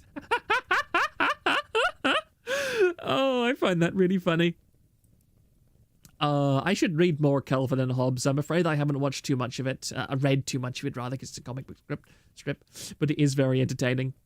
I like Calvin and Hobbes, but it's one of those things that has just never really grabbed my attention to the point where I've autistically hyperfixated on it for any length of time.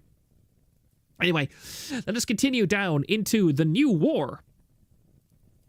And this section, at the very beginning of this book, Baumeister said that everybody he gave copies of this book to told him that he was going to piss off both sides of the political spectrum. And after he's pissed off the dialectical materialists with his commentary about utopianism, he's now going to endeavor to tip the scales back towards neutral by pissing off traditional conservatives. Because he starts by noting how many images of evil originate with American nationalistic ideals, particularly the idea of regeneration through violence and the glorification of paramilitarism. And one of the major things that he cites here is from a sociologist, James William Gibson, who spent many years engaging with this particular subculture, and he discusses this idea of the new war. Because Gibson's work analyzes a great deal of icons from right-wing America, and principally he looks at Soldier of Fortune magazines and novels like The Turner Diaries and Soldiers of Barabbas. The Turner Diaries is pretty famous, kind of infamous as this novel series where basically America is attacked, and among the various adversaries are evil Jews, basically. And let's not get too much into the funny hat people right now. But yeah, the anti-Jewish sentiment in those books is very, very strong.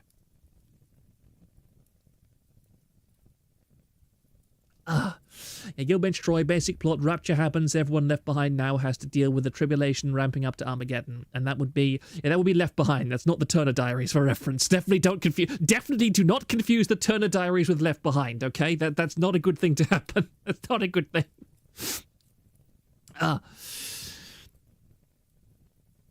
Now, as he points out, Gibson's work focuses on how these influential novels and these magazines depict their enemies, and these enemies are typically savagely and remorselessly evil, driven by greed and sadism.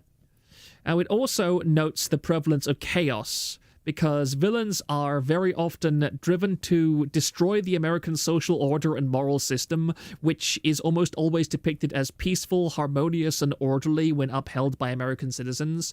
And if you have paid attention to Magdalena's Rex, Turner Diaries were basically hateful to any non-Germanic people, sounded very schizophrenic. Pierce was also a weird neo-pagan. Neo-Nazis are always lolcows, gonna be frank. Absolutely, I do. You're the Shirt Nerd Archive, you're a grand wizard, Harry. I love that. But on a much more serious note, I think this section is very important because of something that happened fairly recently. During the pullout from Afghanistan under the Biden administration, there was this great revival among the Democratic Party of rhetoric which was much more traditionally conservative about the reasons for the war in Afghanistan and the invasion of Iraq. And there was an incident where The Guardian and various other newspapers were caught deleting archives of letters that Osama bin Laden had penned to the citizens of the United States, both before and after the September 11 attacks, which prompted the US invasion of Afghanistan. And these media outlets claimed that it was because they were worried that the contents of these letters would radicalize the American public or would prove to be in some way a disruptive element following the US pullout of Afghanistan. And I think it's relevant particularly to the idea, this concept of enemies of the United States being savage and evil people who exist in faraway lands, who I'm desperately trying not to use certain words to describe them that would get me censored on YouTube.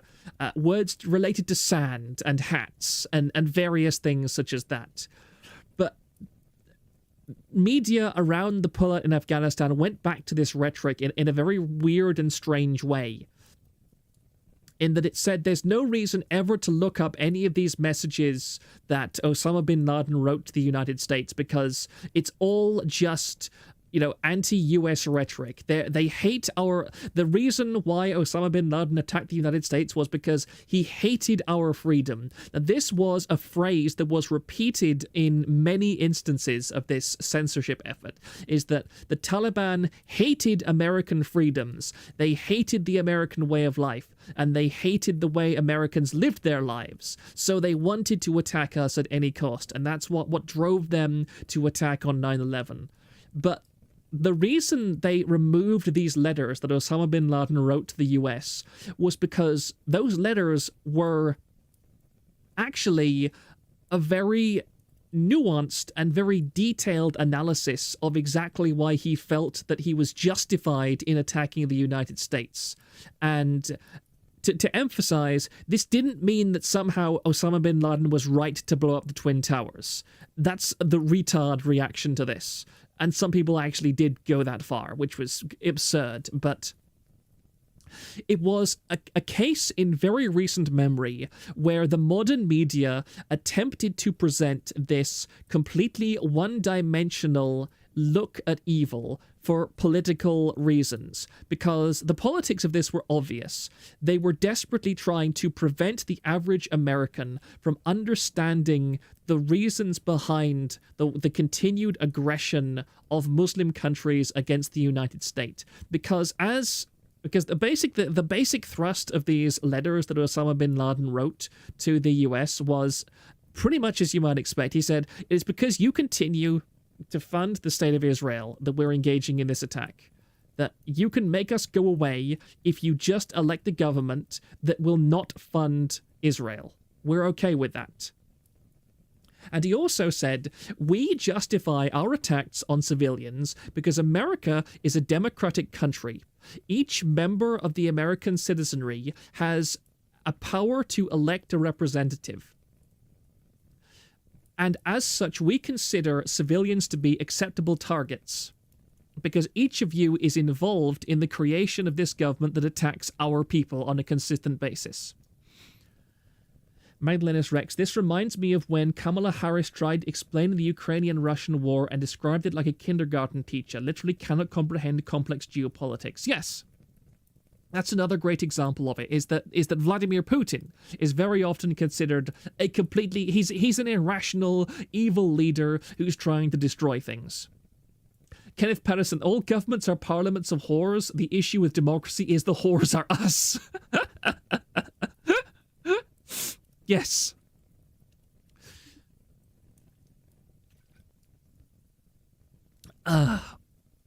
Indeed, you can see, I think, how this starts to tie back together. And I highlight that example because there is a very vested interest by media of all sorts, both a conservative and liberal, in maintaining the average person's myth of pure evil. The idea that evil comes from the outside, that evil attacks the in-group, and that any response to the attack upon the in-group is justified. And in some cases, those actions can be justified. For example, I don't have any problem with the idea of America wanting to retaliate against the people that committed the terrorism on 9/11. Just like I don't see any problem with the idea of Israel retaliating against Hamas for perpetuating the October 7th attack. But the problem comes...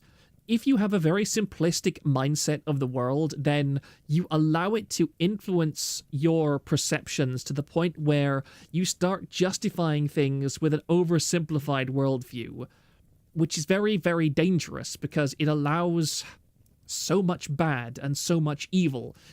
And awareness is a complicated process.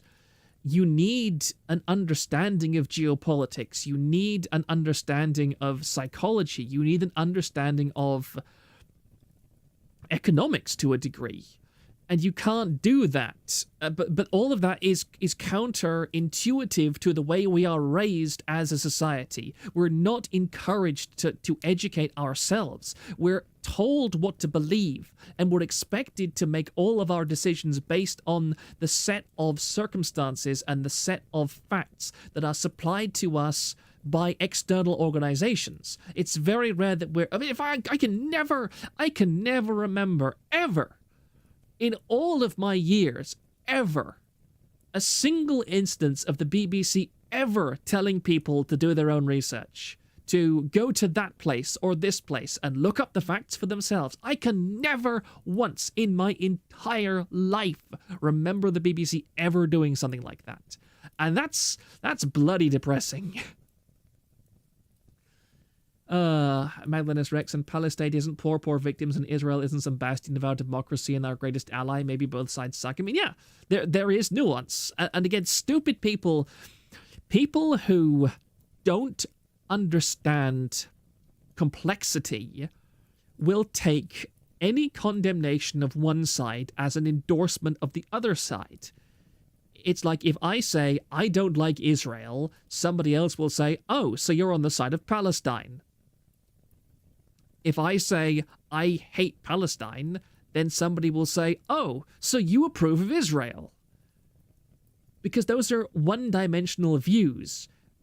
But you can understand, it's easy to get frustrated and angry at people when they have those one-dimensional views, but at the same time, you have to understand why. Because if you don't understand why, all that's going to happen is you're going to feel upset and angry at dealing with them, but you're never going to be in a position to help them or educate them to make more informed decisions themselves. It's the whole thing of, you give a man a fish, you feed him for a day. If you teach a man a fish, you feed him for a lifetime. And that's a major issue that I see with also a lot of people that are trying to do good in the world right now, or at least what they think is good. For example, those that are on the side of the current establishment in America, which is the more conservative side, which is genuinely doing some good, but are they endorsing things like Doge or Trump or the conservative attitude in general because they fully understand what those regimes are accomplishing? Or are they doing it because they see small changes in their lives that they feel are positive, and they feel they now owe that regime their undying loyalty and will overlook or downplay any negative things that regime does? Because the trouble is, the fundamental reality of democracy is that the government benefits by having stupid, easily swayed voters, and both sides benefit from stupid, easily swayed voters, because somebody who is stupid is not someone who is useless. Somebody who is stupid is someone who can be equally motivated by left-wing rhetoric or right-wing rhetoric. It's just who gets to them first and who shouts in their ear the loudest. And so you'll have both sides that will fight very hard over one stupid person, but who will ignore a load of intelligent people, because intelligent people demand more than platitudes, and they demand evidence that conforms with their complicated, pre-existing analysis of the world. And that's something that governments really don't like to supply. They want things in black and white. Anyway, that was a tangent and a half, so Kenneth Patterson said, you had examples more recently of CNN types warning people not to try and do their own research related to leaked documents. Yep. Only listen to the experts. Don't do your own research. Listen entirely to the experts.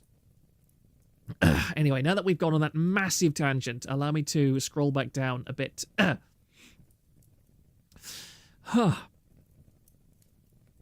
And just as noted in children's media, the enemies common to right-wing paramilitary media often resemble enemies from past wars or present conflicts, ranging from American Indians to Nazis and Arabs, and we've also mentioned Jews from the Turner Diaries.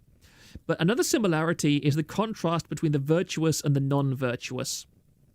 And I'll quote directly from the book here. Many new war novels can be read as simple allegories of battle between those who have self-control and those who lack it. Oh dear. And the latter is, of course, the ones that tend to win. And we've seen that theme as well when we've looked at the children's section of this particular chapter as well.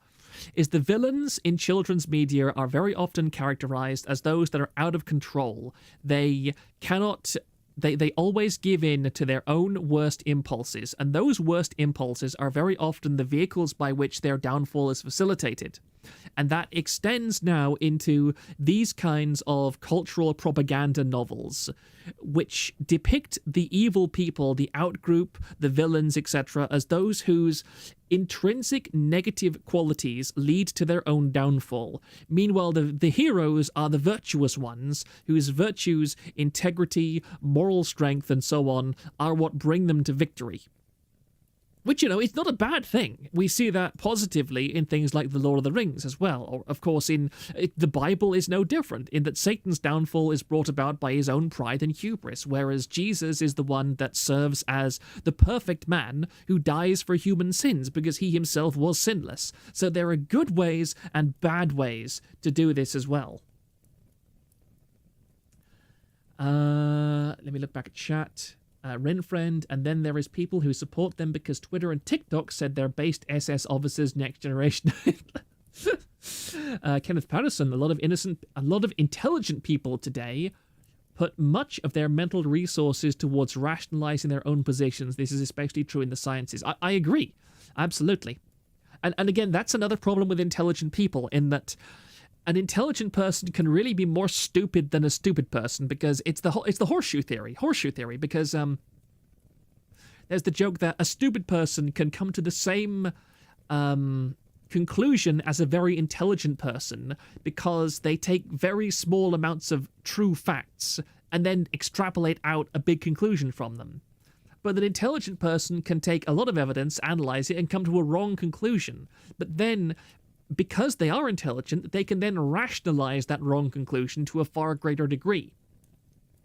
An intelligent person who has come to a wrong conclusion is a whole hell of a lot harder to convince that they're wrong than a stupid person, because most stupid people are at least decently aware that they are not particularly intelligent. Divoleon, isn't that the same thing as the bell curve, or is it something different? It's similar to the bell curve. Without looking it up immediately, I wouldn't be able to give you an exact definition, but they both follow along roughly similar lines. It's this concept of, on one end of the scale, people will come to certain conclusions because of X or Y factor.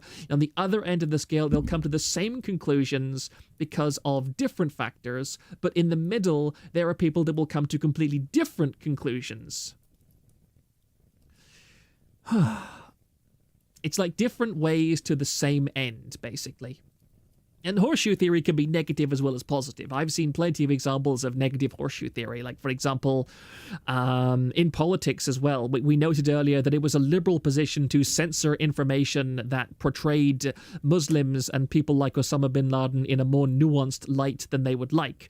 When 10 years before that, that was exactly the conservative position. They portrayed Osama bin Laden and Muslims as, mindless, extremist, violent haters of everything that was American and perfect and beautiful. And then the supposedly enlightened and loving liberals went around and said the exact same thing at the moment it was convenient, which is, also horseshoe theory to a degree, in that both sides will use the same tactics. IQ bell curve, man, I love Corone, wall of text about indie superiority, man, I love Corone. I feel personally attacked.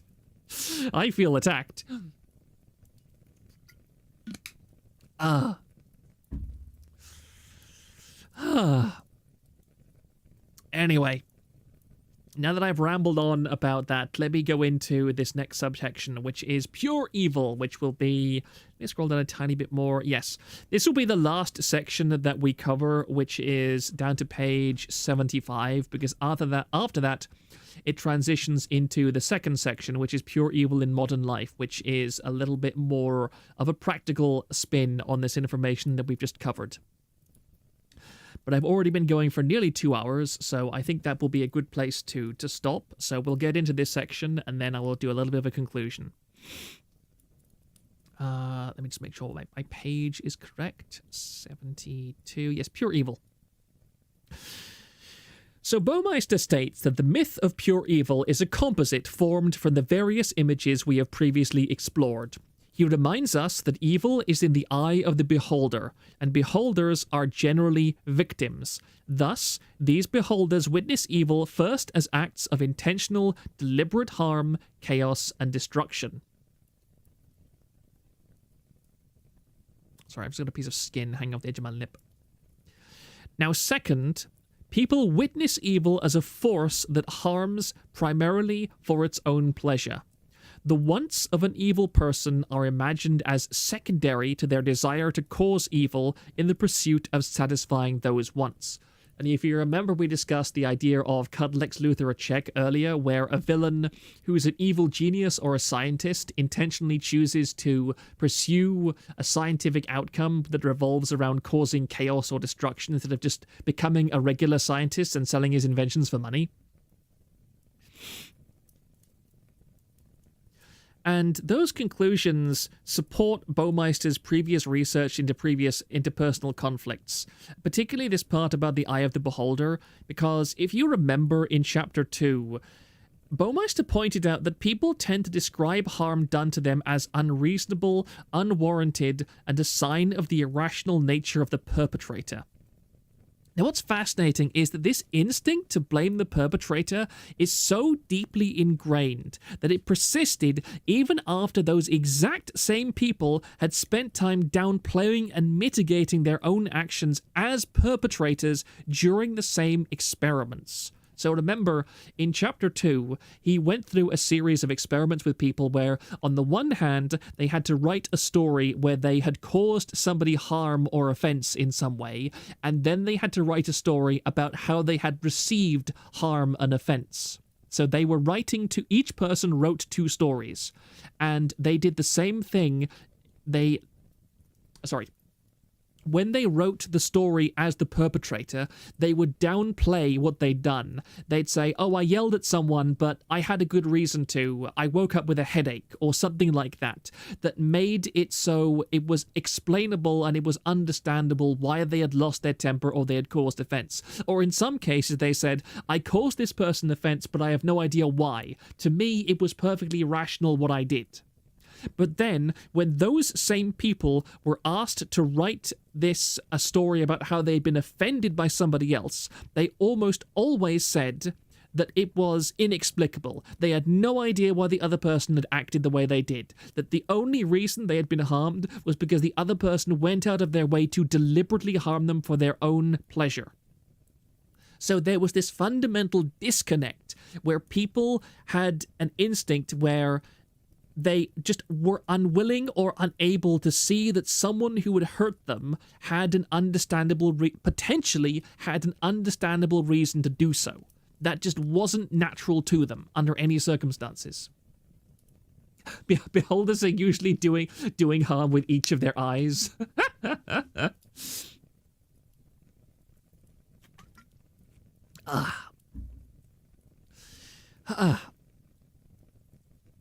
Now, a third conclusion to this is that the victims are almost always innocent and virtuous, having been mere bystanders that are dragged into events outside of their control, or they're deliberately targeted because of their moral qualities. The evil perpetrator is the one to blame for all of their suffering, misery, and hardship. And we've just discussed that very extensively with all of the justifications for the Iraq War, the invasion of Afghanistan, etc., and also horror movies as well, including action movies with the evil person or the supernatural monster, the villain, who wants to destroy the heroes just because they're there. They tear people away from what is comfortable and normal, and they thrust them into circumstances which are not their fault, but which they are dragged into with no alternative to escape. On me. Now, a fourth conclusion is that evil is from the outside. The fourth conclusion paints evil as the permanent outsider. Evil is not found within the in-group, but attaches itself to others who are alien, unfamiliar, different, and strange, lacking relatable or even humanizing characteristics. It's the age-old case of us versus them. And as we just discussed, there is always a very strong incentive by media to discourage people from researching their enemies. they want to use stereotypical depictions of evil and stereotypical ideas of evil to make people automatically think that those that are outside their own social circle, their own culture, the people they would naturally be inclined to mingle with, those people that are outside that group are automatically in the wrong in some way. And this is a very relevant point because I see it used all the time. And I'll be honest, I buy into this quite a lot myself. In that, for example, I would say that most people in my chat right now tend to be fairly right-leaning and fairly anti-immigration. And it's been my personal experience. Well, let's contrast my personal experience with my philosophical and ideological experience, in that I've been exposed to a great deal of anti-immigration rhetoric during my time. And overall, I am very anti-immigration. For example, when I go to my college, I see a tremendous amount of foreigners who are obviously economic migrants. They're here to go to school, they're here to take advantage of the government welfare, and if I talk to fellow Irishmen, a great deal of them are very upset that their government is doing immense handouts to immigrants. So overall, I'm very anti-immigration simply on the basis that I hate that the government has decided to prioritize migrants over citizens. However, on the opposite side of things, I'll honestly say I've seen very little personal evidence of the depiction of immigrants in anti-immigration media as inherently destructive, chaotic, violent, or dangerous. I know those instances have happened, and I'm not disagreeing with it, but overall, the migrants that I have met and interacted with have actually been extremely nice people. In fact, there are several that are genuinely very skilled laborers that have come over in very bad circumstances and genuinely made a very positive, strong impact on the communities they've become part of. I think one of my favorite examples is a refugee from Afghanistan who has now started a carpentry business in the local area, and he's actually studying at the same college that I'm going to at the moment, and he's learning 3D design software. And he's a Muslim. He's a pretty dedicated Muslim, and he's from Afghanistan, and so the stereotype would be that he's a dangerous foreigner, that he's one of those people that is trying to bring Sharia law into the country. He's going to protest, and he's a subversive, he's going to subvert Irish culture, and yet I can honestly say no. He's a very demure, he's a very nice, he's a very pleasant man who is extremely dedicated to his family, and he's a very positive person to be around. And he was so... What I found really, really, actually genuinely very sweet is that I've studied the culture of Afghanistan to a certain degree, and I particularly understand the tribal nature of Afghanistan, because Afghanistan is a very tribal culture, and it's a very nomadic culture. And when we first met, I actually started speaking to him about the tribal culture in Afghanistan, and he was so unbelievably delighted that somebody else had bothered to research his native land that had a somewhat nuanced understanding of the kind of background that he came from. Like, his face just lit up and he was overjoyed. I've never seen a man who felt so appreciated. And I thought, this guy has been in Ireland for a few years now, and he's probably been exposed to an awful lot of negativity from the Irish that are around him, because the Irish are very in-groupish. They tend to be very nice people, even with foreigners. That's why they've tolerated so much migration. But at the same time, they're very much they'll smile at your face and then they'll say something about you behind your back. They'll comment, oh, that guy is really weird, he's strange, I don't really like him, he's a foreigner, I don't understand how he talks, he's got this weird accent. It's that kind of low, I wouldn't even call it racism, it's this pushing out of people. Magdalenus Rex, this reminds me of the joke I see that the most racist man you'll find is someone who has immersed themselves enough to know every tribe and ethnic group in Africa and describe their culture. Oh yeah. I definitely agree. There's no shortage of cultures that I would not want to mingle with in any way.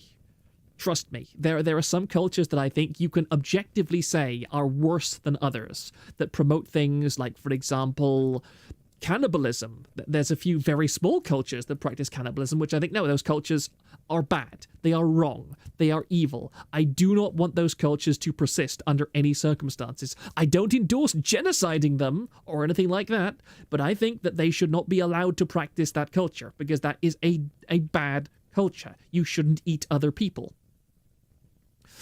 But in my experience, you should have an open mind, because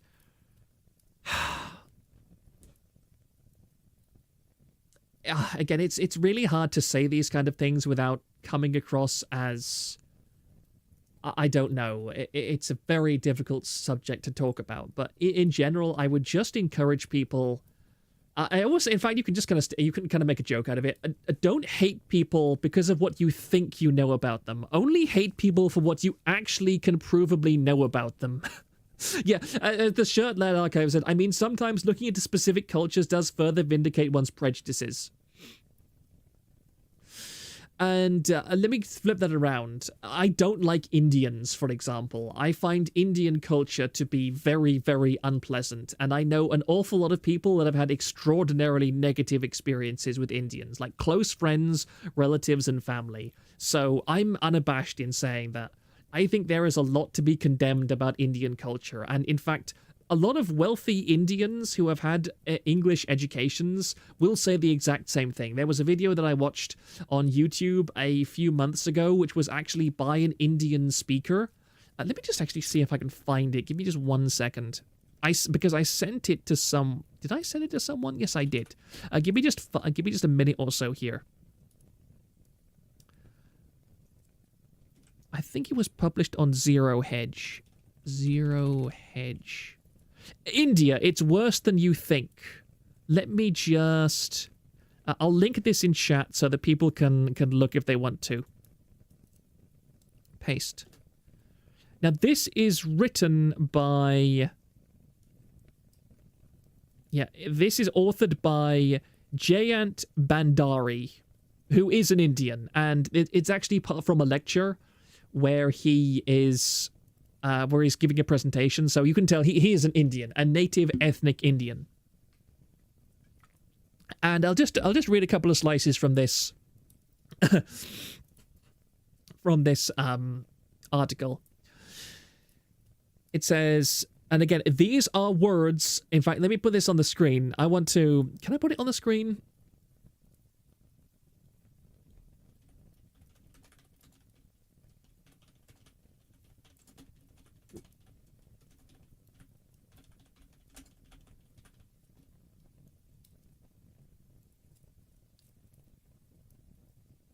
Just a second.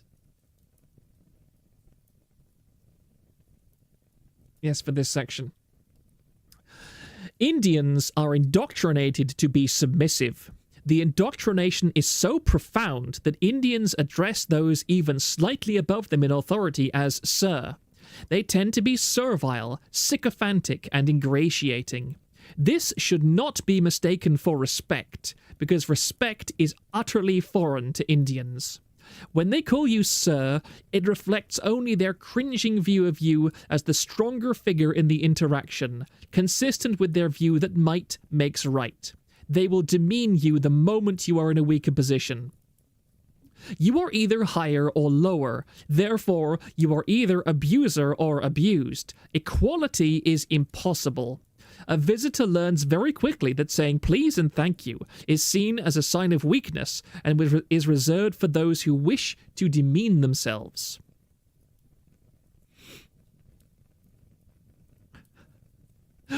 Street smarts are highly valued, and criminals who evade justice are celebrated. A relative of mine, brimming with pride, once told me that he would never pay rent for the house that he had rented. He had bribed the local authorities to make it impossible for his landlord to throw him out. When someone in a society without trust is cheated, he rarely seeks justice against the cheater. Instead, he cheats others. Men abuse women, women abuse children, and children abuse animals. Animals attack whatever they can. Higher caste Indians abuse those in lower castes, while lower caste people fight with other lower caste people to determine who is superior. It is a perpetual cycle of mistrust and arbitrariness. Many people lie, openly. Everyone knows everyone lies, but everyone lies anyway. Many Indians convince themselves of their lies, so that they can no longer differentiate between fact and fiction. Even if you don't have to or want to, you have to exaggerate or lie, for you know your listener will calibrate to what you say. Conversations are often driven by personal material gain. Every transaction is a zero-sum game, or perhaps a negative-sum game, for sadism may be part of the equation. I love this part. The words for most virtues come from Persian, Turkish, or English, not native Indian languages.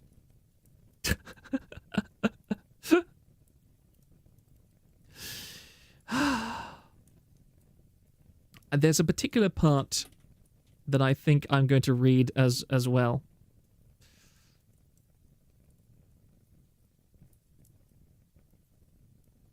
I love this part as well.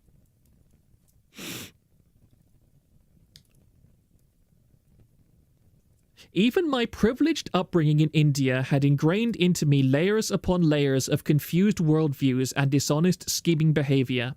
Despite my best intentions, shaking them off and rewiring my thinking took decades. Any erroneous belief I became aware of and tried to change clashed with other deeply ingrained beliefs and mental patterns. It was like trying to replace a broken brick in the castle of my cognitive constructs without disabling the entire structure.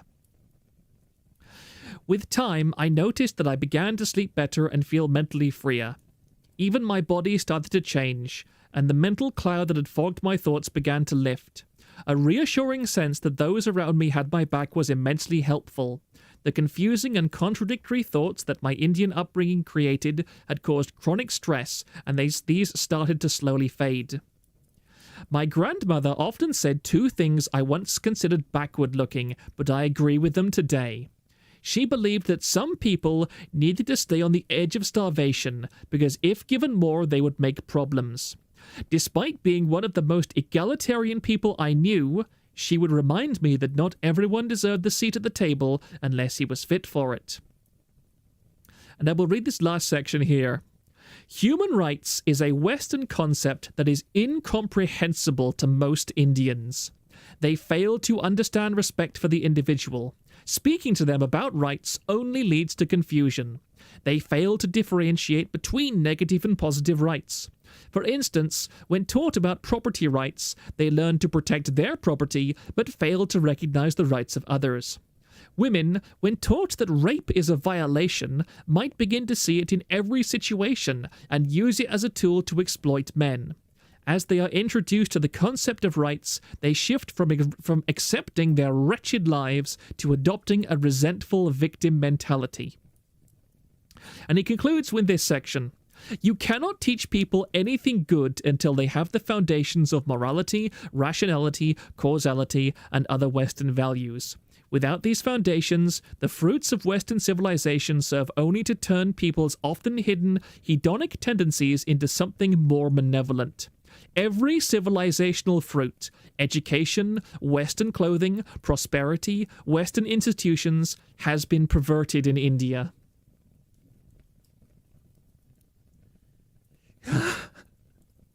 That sounds like worse than Soviet society. Magnetus Rex, I love how removing Apu got rid of stereotypes for Indians. The shirt that archive. Should I feel bad for saying sounds about right? Again, look on my screen. These are words spoken by a native Indian who spent decades living in India. This is almost certainly at some point in my life going to be taken out of context and used as some accusation of white supremacy. No, I very specifically read this because it's written by an Indian.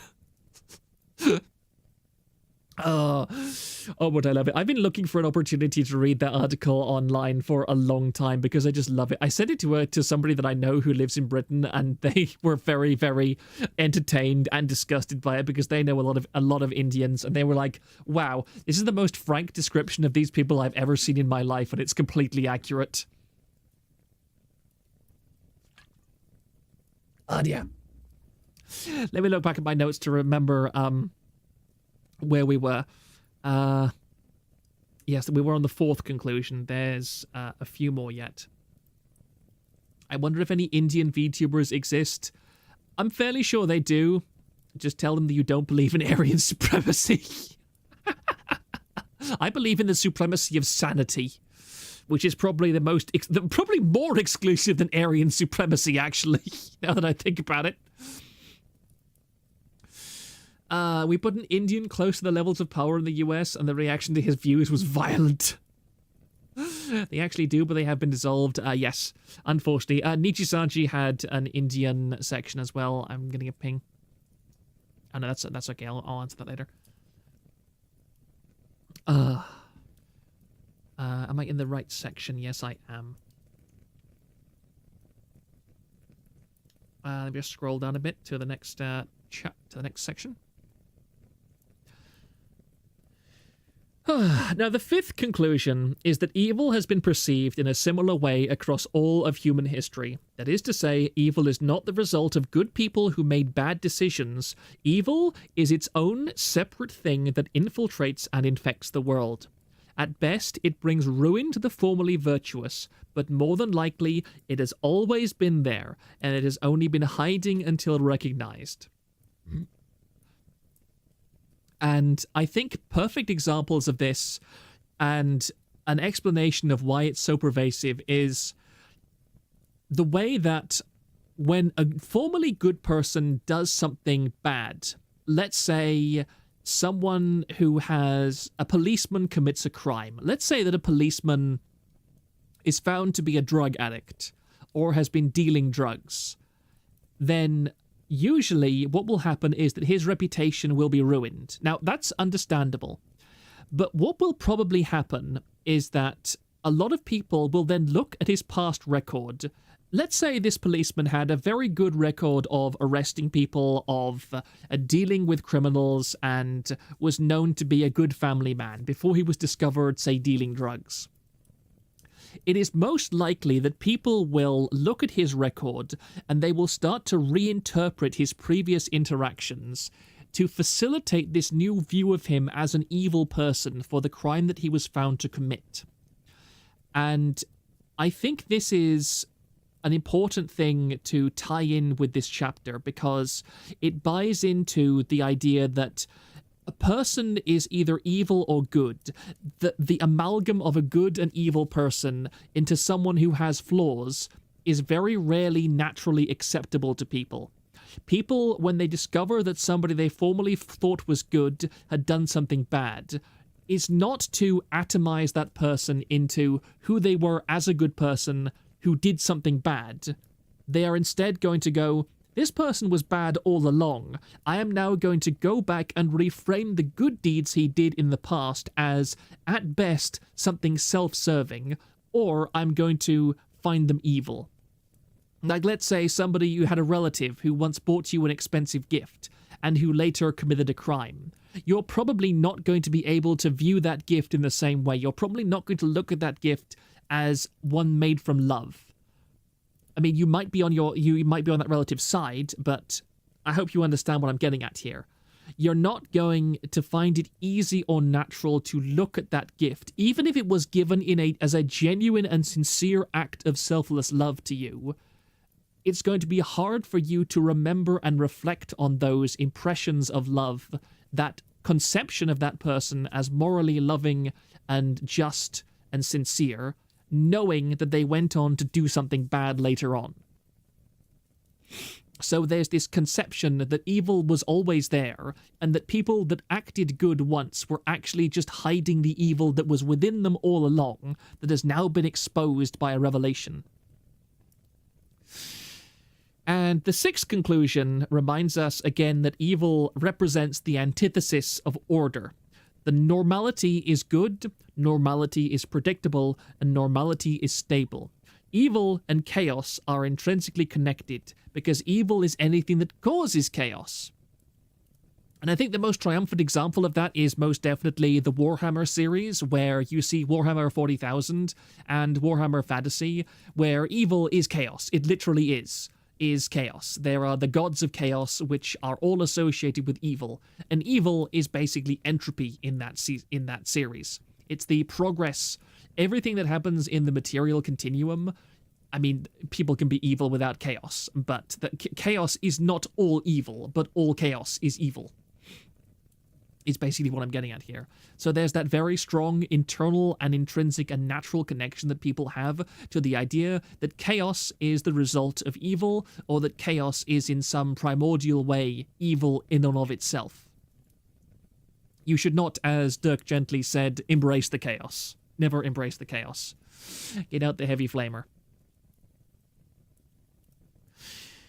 Now, the seventh and penultimate conclusion that Baumeister makes is that evil and ego are essentially indivisible. Of all the traits evil in media displays, this one is most likely to reflect reality, as Chapter 2 dealt very extensively on cases of evil perpetuated as the result of bruised egos and wounded pride. Again, if you call back to Chapter 2, a very common justification for the perpetrator of violence was that his ego had been bruised. More than half of all domestic abusers said that the woman, or even the man that they abused, had hurt or injured their pride in some way. It's also a great example of Satan as well, who we described in the previous section of religion and evil. Satan was a very prideful entity that saw itself as being more worthy of worship than God, and so tried to usurp God's place. And then finally, we have, yes, evil is nearly always associated with a tendency to lose control of one's emotions and act irrationally. Many stories depicting villains have success or failure of the heroes that is dependent on mistakes or oversights that said villain makes, especially when they're in the heat of anger or in the grips of hubris. Now, there are obviously plenty of examples of villains who are careful and calculating, but on the balance, and remember we're talking about Goislop here, these figures are vastly outnumbered by those who end up giving in to their impulses and display the fatal flaws which lead to their undoing.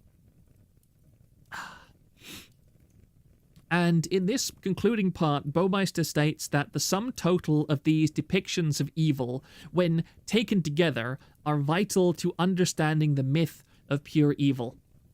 And I'll read this out loud here, this section here. Taken together, the other features constitute the myth of pure evil. A force or person that seeks relentlessly to inflict harm with no positive or comprehensible motive, deriving enjoyment from the suffering of others. That is evil. Evil maliciously and gratuitously seeks out unsuspecting innocent victims from among the good people of the world. It is the eternal other, the enemy, the outsider, who despises the orderly and peaceful world of the good and seeks to throw it into chaos. And that is the conclusion to this particular section, because next is the section that goes into pure evil in modern life, where Baumeister begins to explore in some more detail how this perception of evil that he has just conceptualized, based on media, on religion, on child media, and also on literature and contemporary culture, how that then goes on and affects life in the modern world, which we have already touched on in several different aspects. For example, the political aspect, also the aspect of how people are brought up to engage with the modern world. The whole, this fictional character would agree with me, moral childishness when it comes to people's modern day perceptions of the difference between good and evil, and of course the in-group preferences that people have towards supporting their own group with absolute dedication of that in-group as the good people and anything outside that group as the evil people. But that is another 30-odd pages worth of material, so I really hope you can understand why at 2 hours and 15 minutes I am not going to try and cover the entire rest of this chapter in one sitting. Particularly since I have already lined up 2 entire tangents into various different categories in this particular section, and I'm certain that before Wednesday I will find significantly more potential tangents to go on as well, because I would say, if anything, this next section is even denser than the section we just went through that took us over 2 hours to get through. And thusly, I am probably going to end this stream in just a short while. If anybody has any final questions or commentary that they would like, then I would be happy to answer and engage with them. I am just going to go AFK for 20 seconds, well, a little bit more than that, for just 1 second. I just need to very quickly nip outside my shed and take care of something that I can hear banging against the wall, which fortunately doesn't seem to be registering on OBS, but I need to deal with that, and then I will come back and look at any final commentary, and then we're going to raid somebody. So I'll be BRB, guys.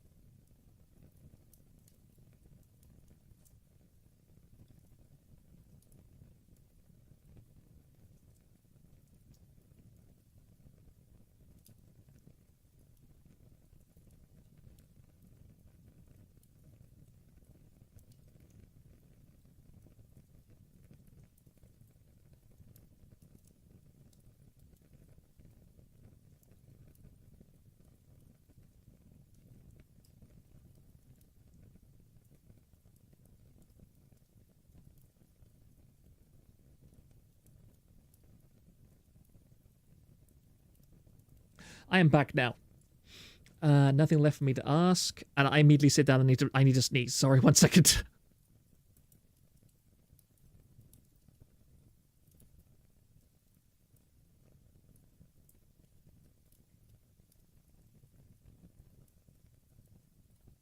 Sorry about that.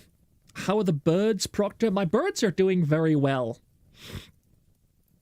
It is currently mating season for an awful lot of them, and therefore they are busy chasing each other around at a high speed. And oh, she's just ended it. Damn. I was going to raid Mozu, but she's actually just ending stream, so that would be kind of pointless. So we won't be raiding anybody tonight. The birds are very well, although it is extremely entertaining that there is a wild pheasant that is currently becoming a tame pheasant, because he has started to sleep on top of my guinea fowl run every night. And every time I go out to close up the guinea fowl, he flies off. But he's always up there. He spends all of his time hanging around the guinea, because we free range our guinea fowl, and so when we leave the guinea fowl run open for the birds to just come and go as they please, the wild pheasant will just go inside the guinea fowl run and eat their food, and the guinea fowl actually quite like him. They let him roam around with them all the time, and I think he likes them because they're extremely sensitive to anything strange in their environment, and so they make an awful lot of noise. And so the moment they start screaming, the pheasant immediately gets an alert that something weird is going on, and he just heads for the hills. So it's a very mutually beneficial relationship. But I'm pretty sure that at some point he's just going to go in the run with them, and I'm going to close them up, and I'm going to have a tame pheasant in my run, which is going to be quite entertaining. So a lot of screaming got it. Oh, yeah. There's a lot of screaming going on at the moment. A lot of squawking and a lot of whistling.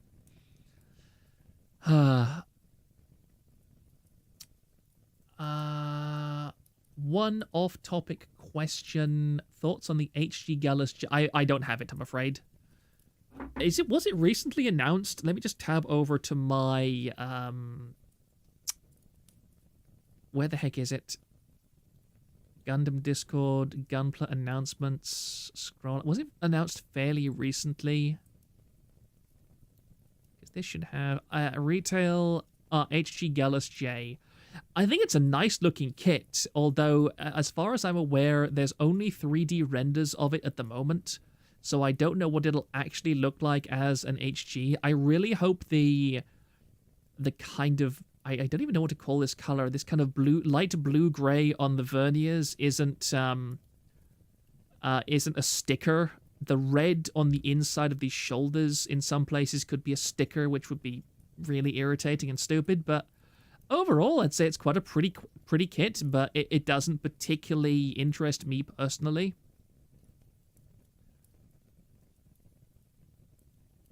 Was there anything else that was released recently that's cool?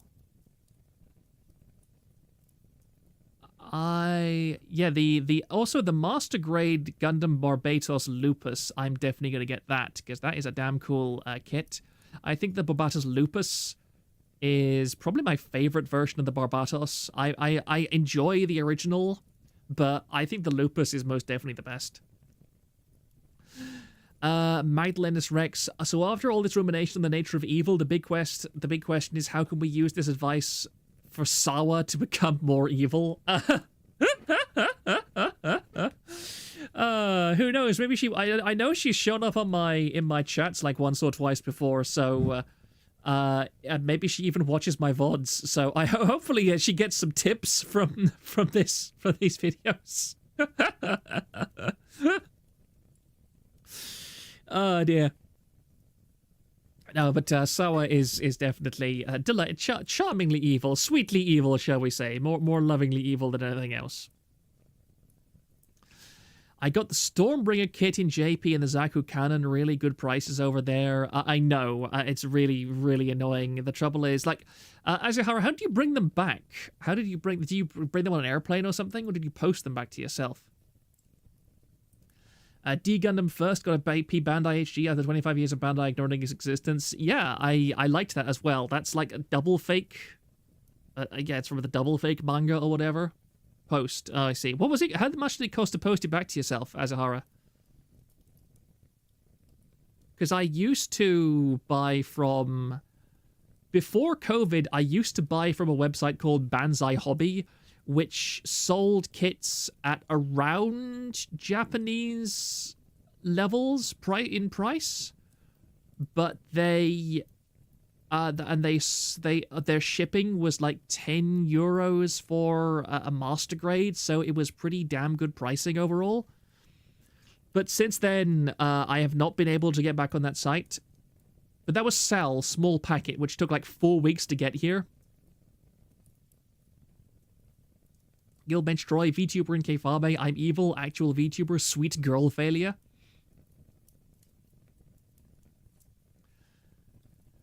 But first I had a suitcase that I bought just to bring kits. The Yokohama Dock 148 and 2P Bandai ones. It took 3 months to get here. Yeah, exactly. Sal took an enormous amount of time to get here, but it did get here and it was perfectly intact and everything, so I didn't mind too much.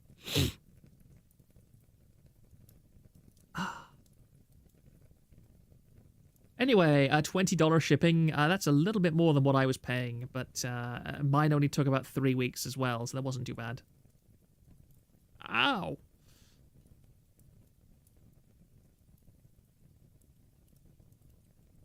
Sorry, just looking at something quickly on Discord.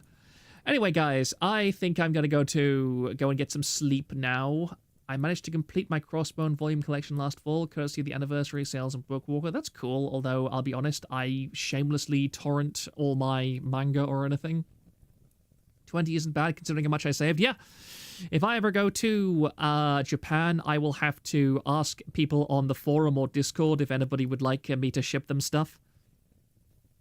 I don't think that would dox me, because I wouldn't have to put any my details on it, I don't think. I will post the loot later in the Discord. That'd be cool. Yeah, anyway, guys, thank you very much for hanging out with me. Hopefully on Wednesday, I will have all of the material done for the next half of the stream. I can't 100% promise it because I go to college tomorrow, and I'm always very tired after college, so I may not get much research done tomorrow, but we will see, and hopefully it'll work out. Hopefully, I really do hope so, because, again, the second half of this chapter is very interesting. Thanks for the stream. Yeah, thank you very much for coming, Mazuku1. Have a good one, Proctor. Yeah, thank you very much all for coming. I really do appreciate everybody here. And hopefully soon I will have enough of these episodes to put into a proper playlist, and then after I'm done with all of this, I'm going to be doing some scripted videos where I go over my notes again in a more concise format that doesn't take 2 hours and go off on a dozen tangents, so that there is actually a way for people to, because at the moment, it would take you longer to read, it would take you a shorter time to read the book itself than watch all these streams, so it's not really a summary, more like an extended ramble, but in the end, I will definitely be doing like a shorter summary version of these as scripted videos for people to easily refresh themselves. Glad I finally caught one again. Yeah, thank you very much for coming, Muffy Graves. I will see you all later. For now, I will end stream. Thank you very much. Scripted vids have to be cut and edited, though. I mean, it's not too difficult. It's not too difficult. And again, I'm talking about after I've done all of this, as in I've done the entire book. Right now, I've got 8,000 words in my notes, by the way. That's what the entire script for the last 3 episodes has been, by the way. Actually, I think it's closer to... Let me just check quickly before I end stream. Tools, word count. We have just passed these 2.5 chapters. I have taken 10,631 words worth of notes from the 2.5 chapters that we've done so far. So yeah, you can't blame me for not having done my research. Okay, guys. Thank you very much for coming. I will say goodnight now. Please have a nice night, and see you all on Wednesday, I sincerely hope.